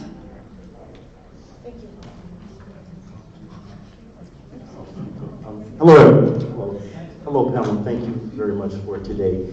My question is there, for Black Lives Matter, is there any kind of legal support for such actions? One, I'm asking that. One, I am a product of racial profiling, where the officer profiled me, and I am an undergraduate accountant. I just recently received my MBA. Now, to go after the officer would cost me close to $10,000 to $15,000 to go after the officer. So that's my question. What kind of legal support do we have? So it depends on how crafty you want to get.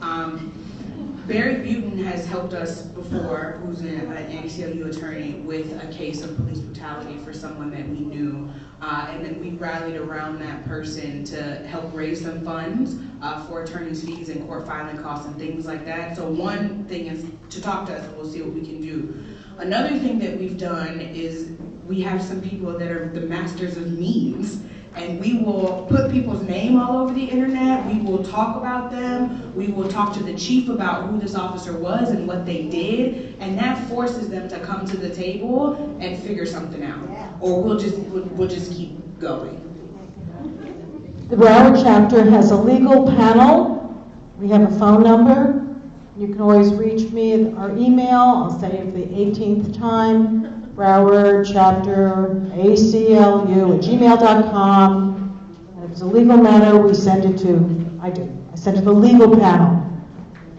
And just real quick, I mean, everybody here has resources, and one of the things we ask is for you guys to help community, the entities that are here, but by that same token, so we ask communities out there who are right now maybe limited their resources to help in one specific issue, kind of look outside. So for CARE, we were created for the purpose of helping the Muslim community deal with those stereotypes and Islamophobia, but if you came to CARE, we would help you as well to determine what are your grassroots options versus your legal options.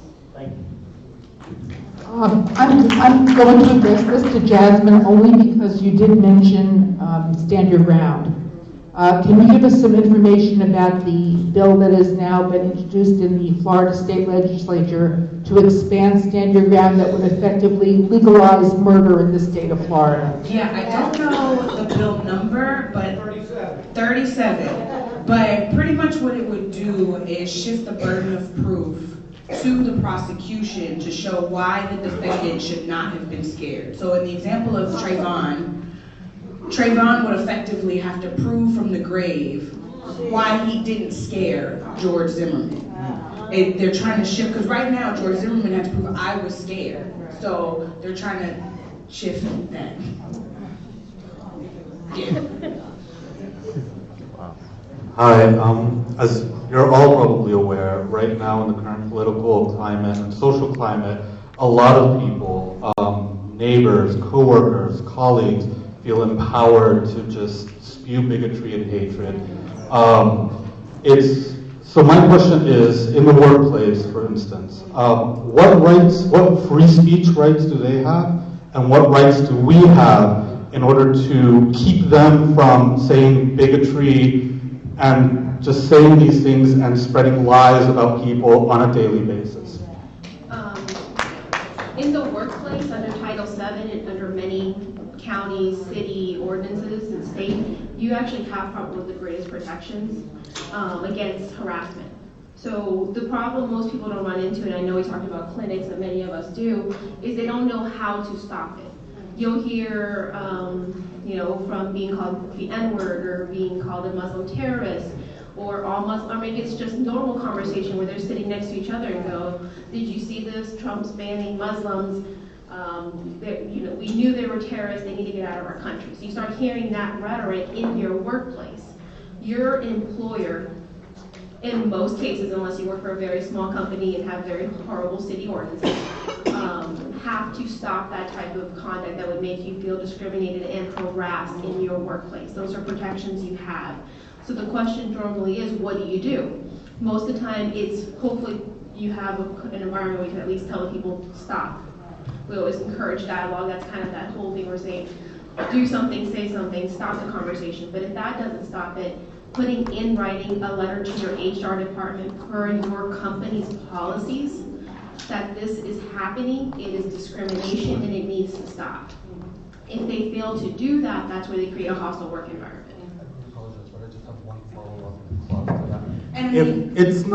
If it's not discrimination against you, per se, or the group that you belong to, but bigotry remarks towards anybody, can you still do that?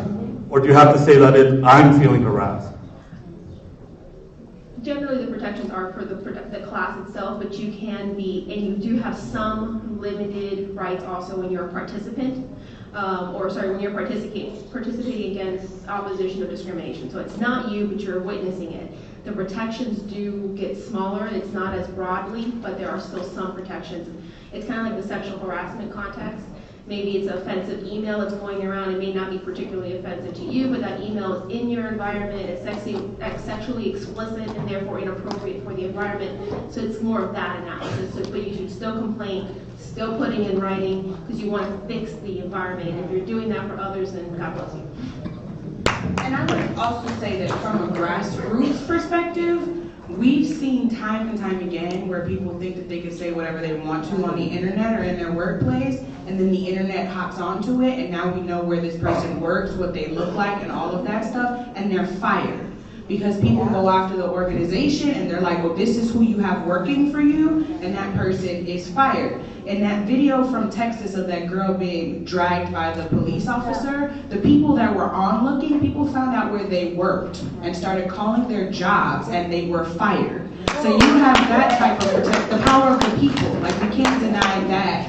If you put it, we've had organizations closed down, restaurants closed down because of so many people inundating their Facebook with, oh, this is what you support at your restaurant. So we also have that power too, to get a little creative and let the whole world know what's going on at these organizations. I have mostly a statement. First of all, I have a statement. We're talking about hatred. I'd recommend that if the members of the audience have not already done this, that they look into the Southern Poverty Law Center and their website and subscribe to becoming a member. And also, I recommend to everybody sitting here, there's an old expression that if you're not aware of history, you're very often bound to repeat it. So therefore, I expect that our request that each and every one of you go to your libraries, go on the internet, and go and see what happened in Germany in the 1930s, and see some of the parallels that are starting to exist in the United States today. Thank you. Thank you. One question, a lot of people questions.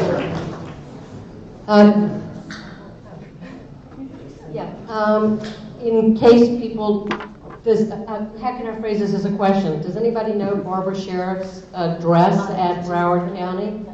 Because if these people here, if everyone writes to besheriff@browardcounty.org, you will freak her out that people are paying attention to the fact that she wants to make Broward County not a sanctuary city.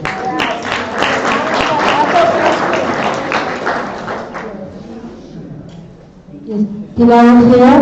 I want to thank all of you for your presentations. It has been very powerful and very necessary to hear. My question is somewhat legal. There are detention centers in the country, and there is one in Broward, where immigrants are detained, and they are civilly detained. They haven't committed any crime. The only reason that they are detained is because they are undocumented.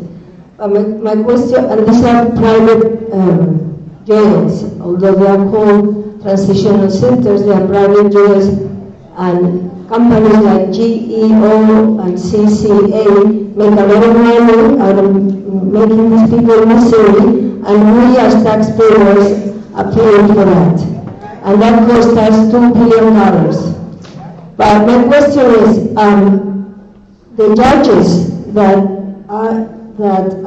hear these cases in the detention centers, in these transitional centers, by law, are they allowed to? Do they have to allow people to sit in the courtroom and hear these court hearings of these immigrants because before they are kicked out or whatever is happening? Do you know it is a law in Florida? I know it's a law in Georgia, but I don't know about Florida. Do you mean are the hearings public, or are we talking about the immigrants? I'm sorry? Immigrants. I am not sure, actually. I need to check on that, because usually it's attorneys and their clients that are in the courtrooms.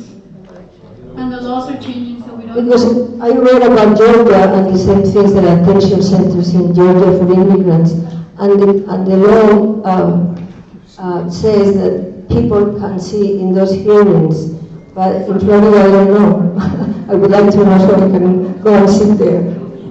Usually, most courts are open, but federal courts, I'm not sure. I need to check. As you said, I'm going to touch on something that I was planning on, but I haven't. How many of you know that, as you know, going back to what you said, for each detainee, the prison gets about $120 to $130 per day. So private prison business is booming right now. And how much do they spend? Probably less than $1 per person per day. And they're planning on cutting that down. in Sacramento, the sheriff has a contract for $7 million for 165 beds. And ICE has access twice a day.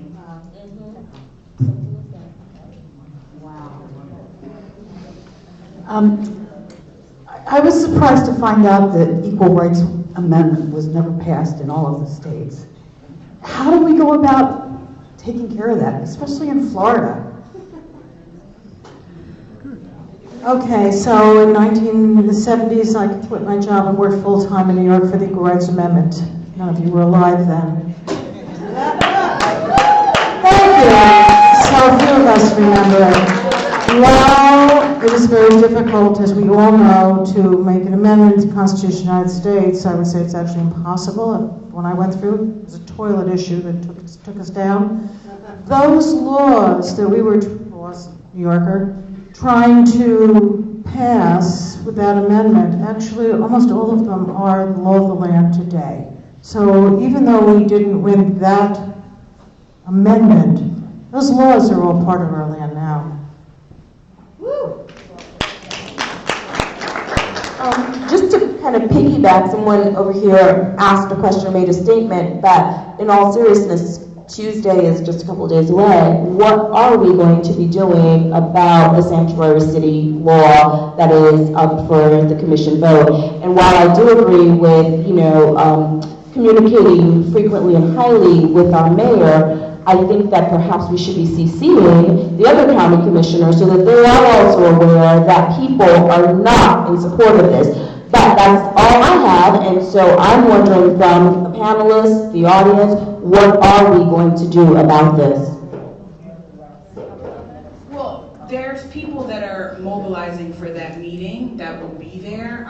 So come sign up for public comments to speak about the issue and how you feel about them. Let them know you put them in office, you can take them out. I think Barbara Sharif is up for re-election next year. Yeah, pack the room and let them know, like, we are not happy with this and we'll make your life hell. Broward County Commission Chambers is off of Andrews. 115 South Andrews Avenue. 115 South Andrews Avenue, and then when you get there, they'll direct you upstairs. Make sure you don't have to register in advance. Go on the website, register in advance. But you could also sign up there when you get there. Yeah. I have a question. A good friend of mine worked at Red Lobster. She's a married lesbian woman. And she was handicapped when she was hired, knowing the restrictions. She was harassed daily because of her gay status. She was recently fired. They used to send a pastor to sit in her section as a server to counsel her about being a lesbian. And the question is that she was fired and she's trying to collect unemployment. She believes that she can harass them for making her do work that surpassed her handicap status, and also for being harassed, that she was a lesbian couple, or lesbian woman, and that they were broadcasting it to the public and having people come to convince her that she was on the wrong path. Which Red Lobster? Red Lobster in Oakwood Plaza in Hollywood.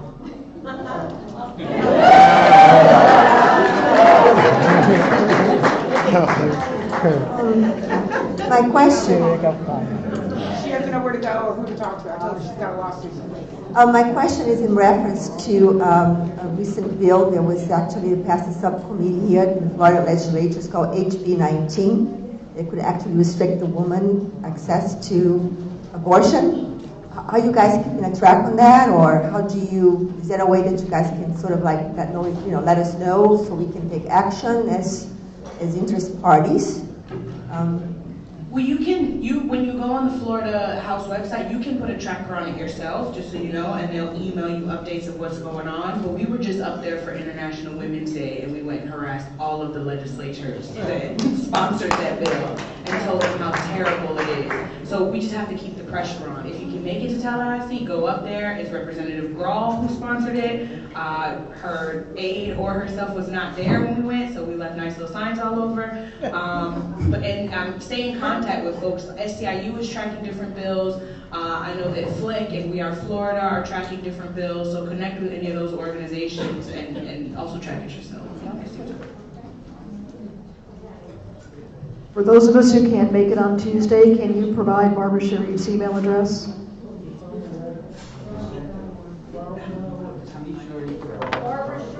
bsharif at Broward.org, and it's SHARIEF.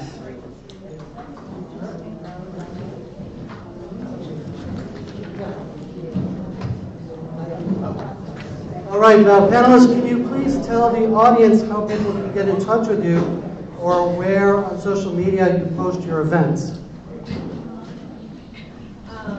Our careflorida.org website, it's slowly, got it. It doesn't work very much with the Cuban side of me.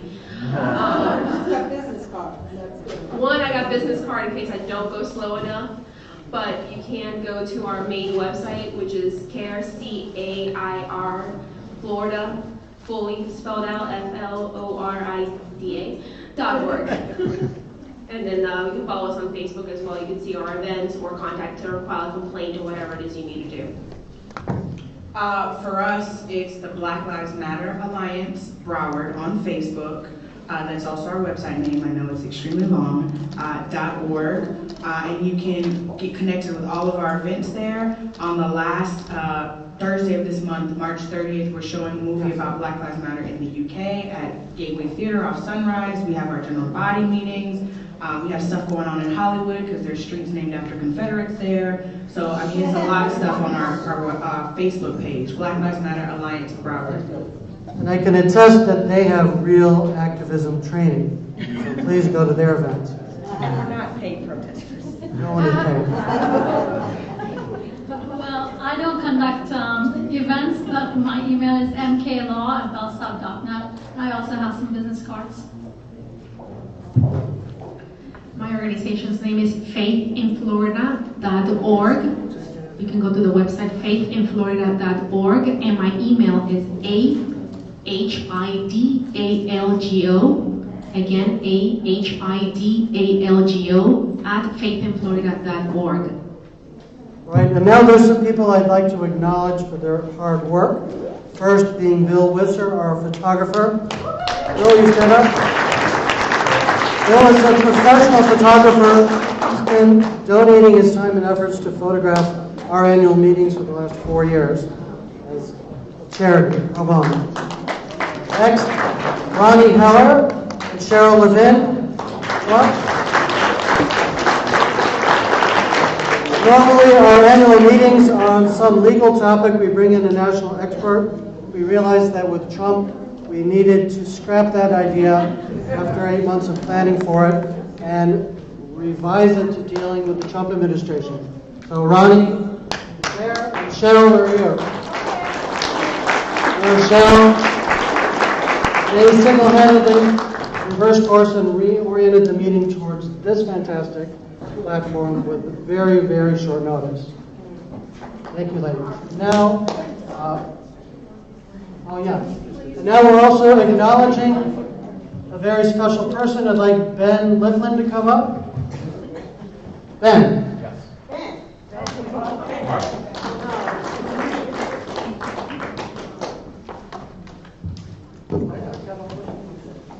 Hello. Over the past 12 years, the United States and Florida Supreme Courts have issued several rulings to change the sentencing rules for juveniles.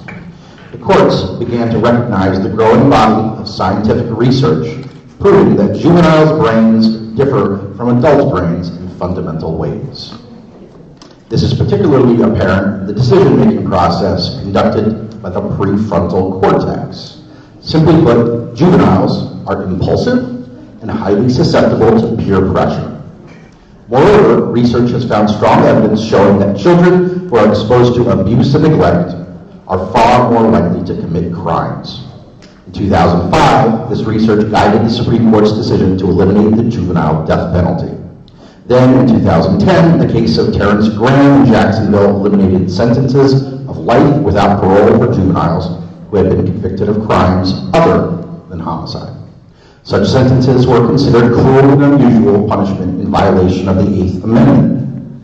A couple of years later, Miller versus Alabama, the court ended mandatory life without parole for juveniles except in rare and uncommon circumstances. Finally, in 2015, this ruling was applied retroactively across the state of Florida. So now, in Florida alone, we have more than 550 inmates who committed homicides as juveniles who were sentenced to life, but are now entitled to resentencing. Thankfully, Roseanne Eckert, an attorney and the coordinator for the Florida Juvenile Resentencing and Review Project at Florida International University, is representing many of these inmates. Roseanne is a tireless champion for these defendants, searching for mitigating circumstances to present to the courts. The purpose of our justice system is not only to punish, but also to rehabilitate, allowing these individuals who made mistakes as youths to rot in prison for the rest of their lives violates their civil liberties and ignores the human potential for change. Roseanne Eckert represents these defendants' best hope for change and the opportunity to contribute to society. We, the ACLU, want to take this opportunity to recognize Roseanne's extraordinary work in protection of civil liberties. Please join us as we proudly present this year's Profile and Courage Award to Roseanne Eckert.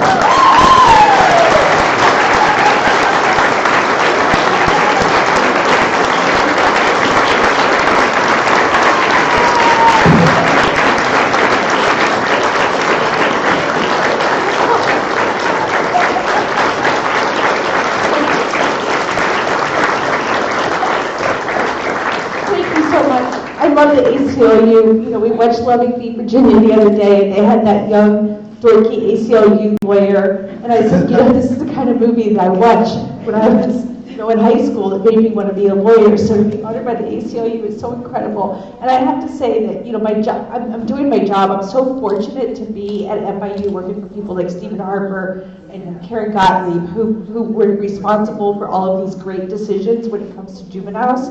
And I feel like I'm just like riding the tidal wave that's happening in favor of juveniles. And so many of our laws are going backwards, and it's not the case with juveniles. And so thank you so much for this recognition. And I will add that there is direct file legislation being considered in the Florida legislation right now. Florida is still one of the worst states in the country for the unbridled discretion that they give to young prosecutors who do not understand the juvenile brain, that continue to charge children as adults for crimes. So thank you so much.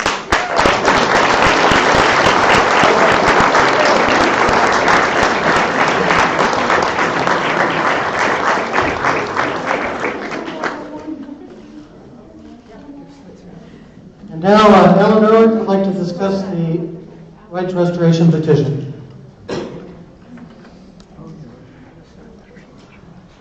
Very briefly, I just want to thank everyone that signed the petition today. This is the petition that would restore the right to vote to people in Florida when they get out of prison.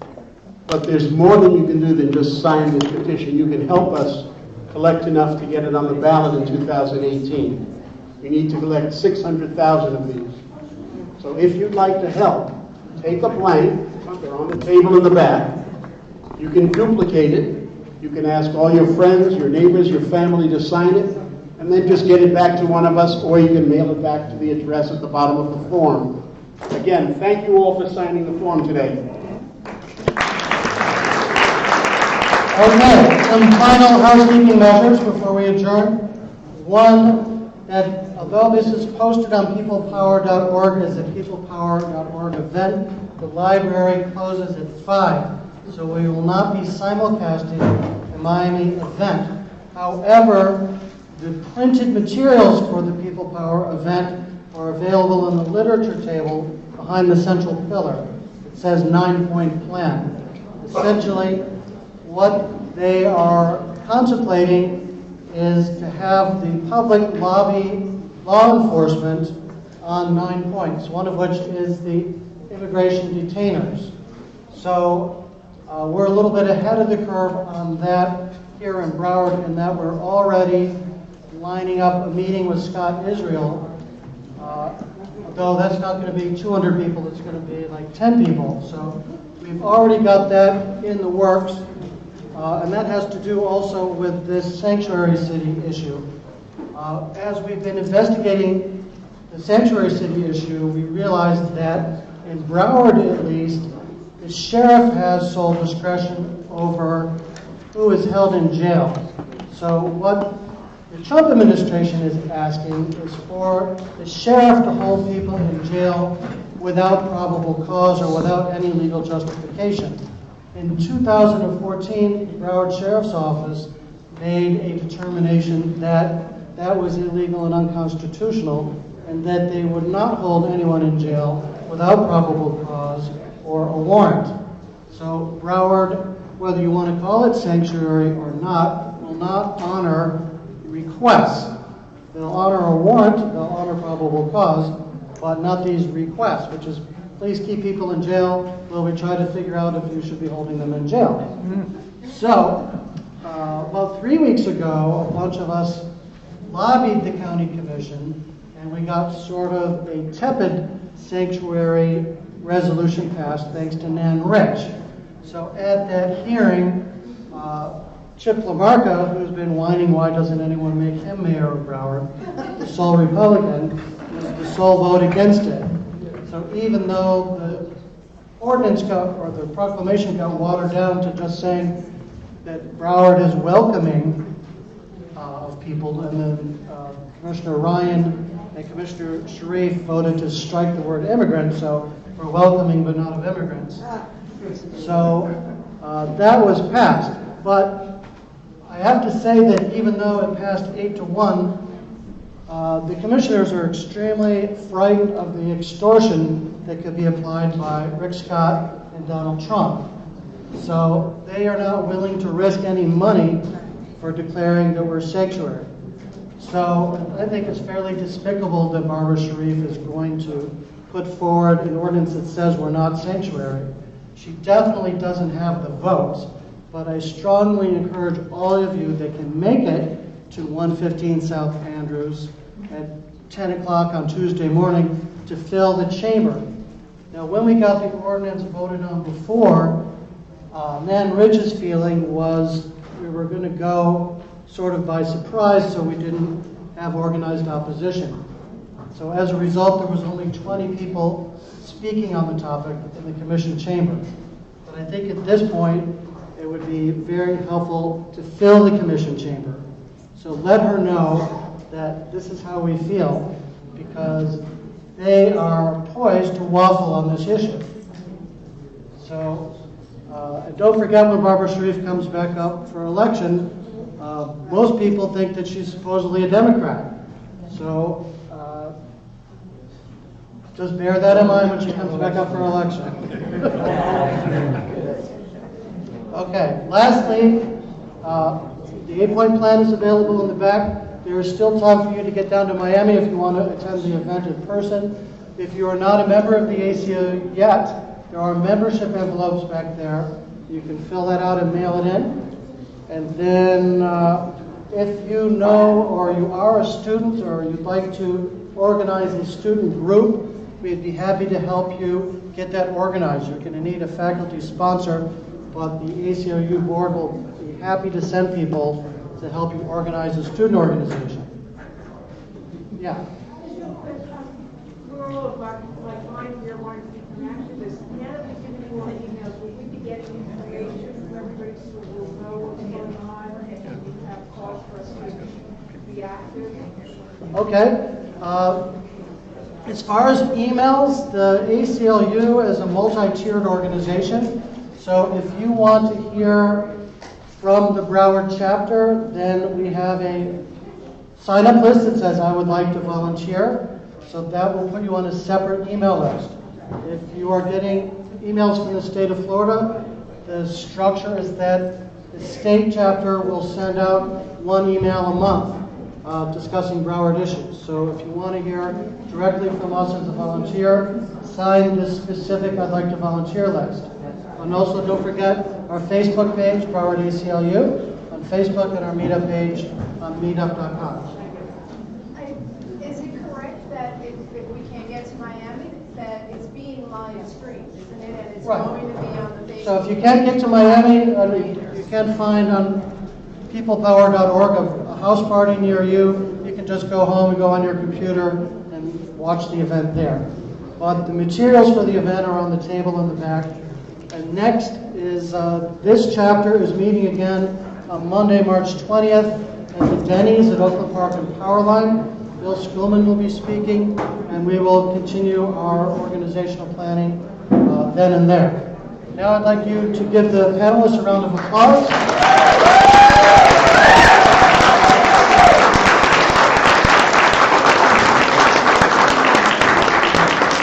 And thank you all for coming. We are now going to break into our organizational meeting where we're going to elect president and secretary and then discuss some chapter business. You're welcome to stay for that if you'd like.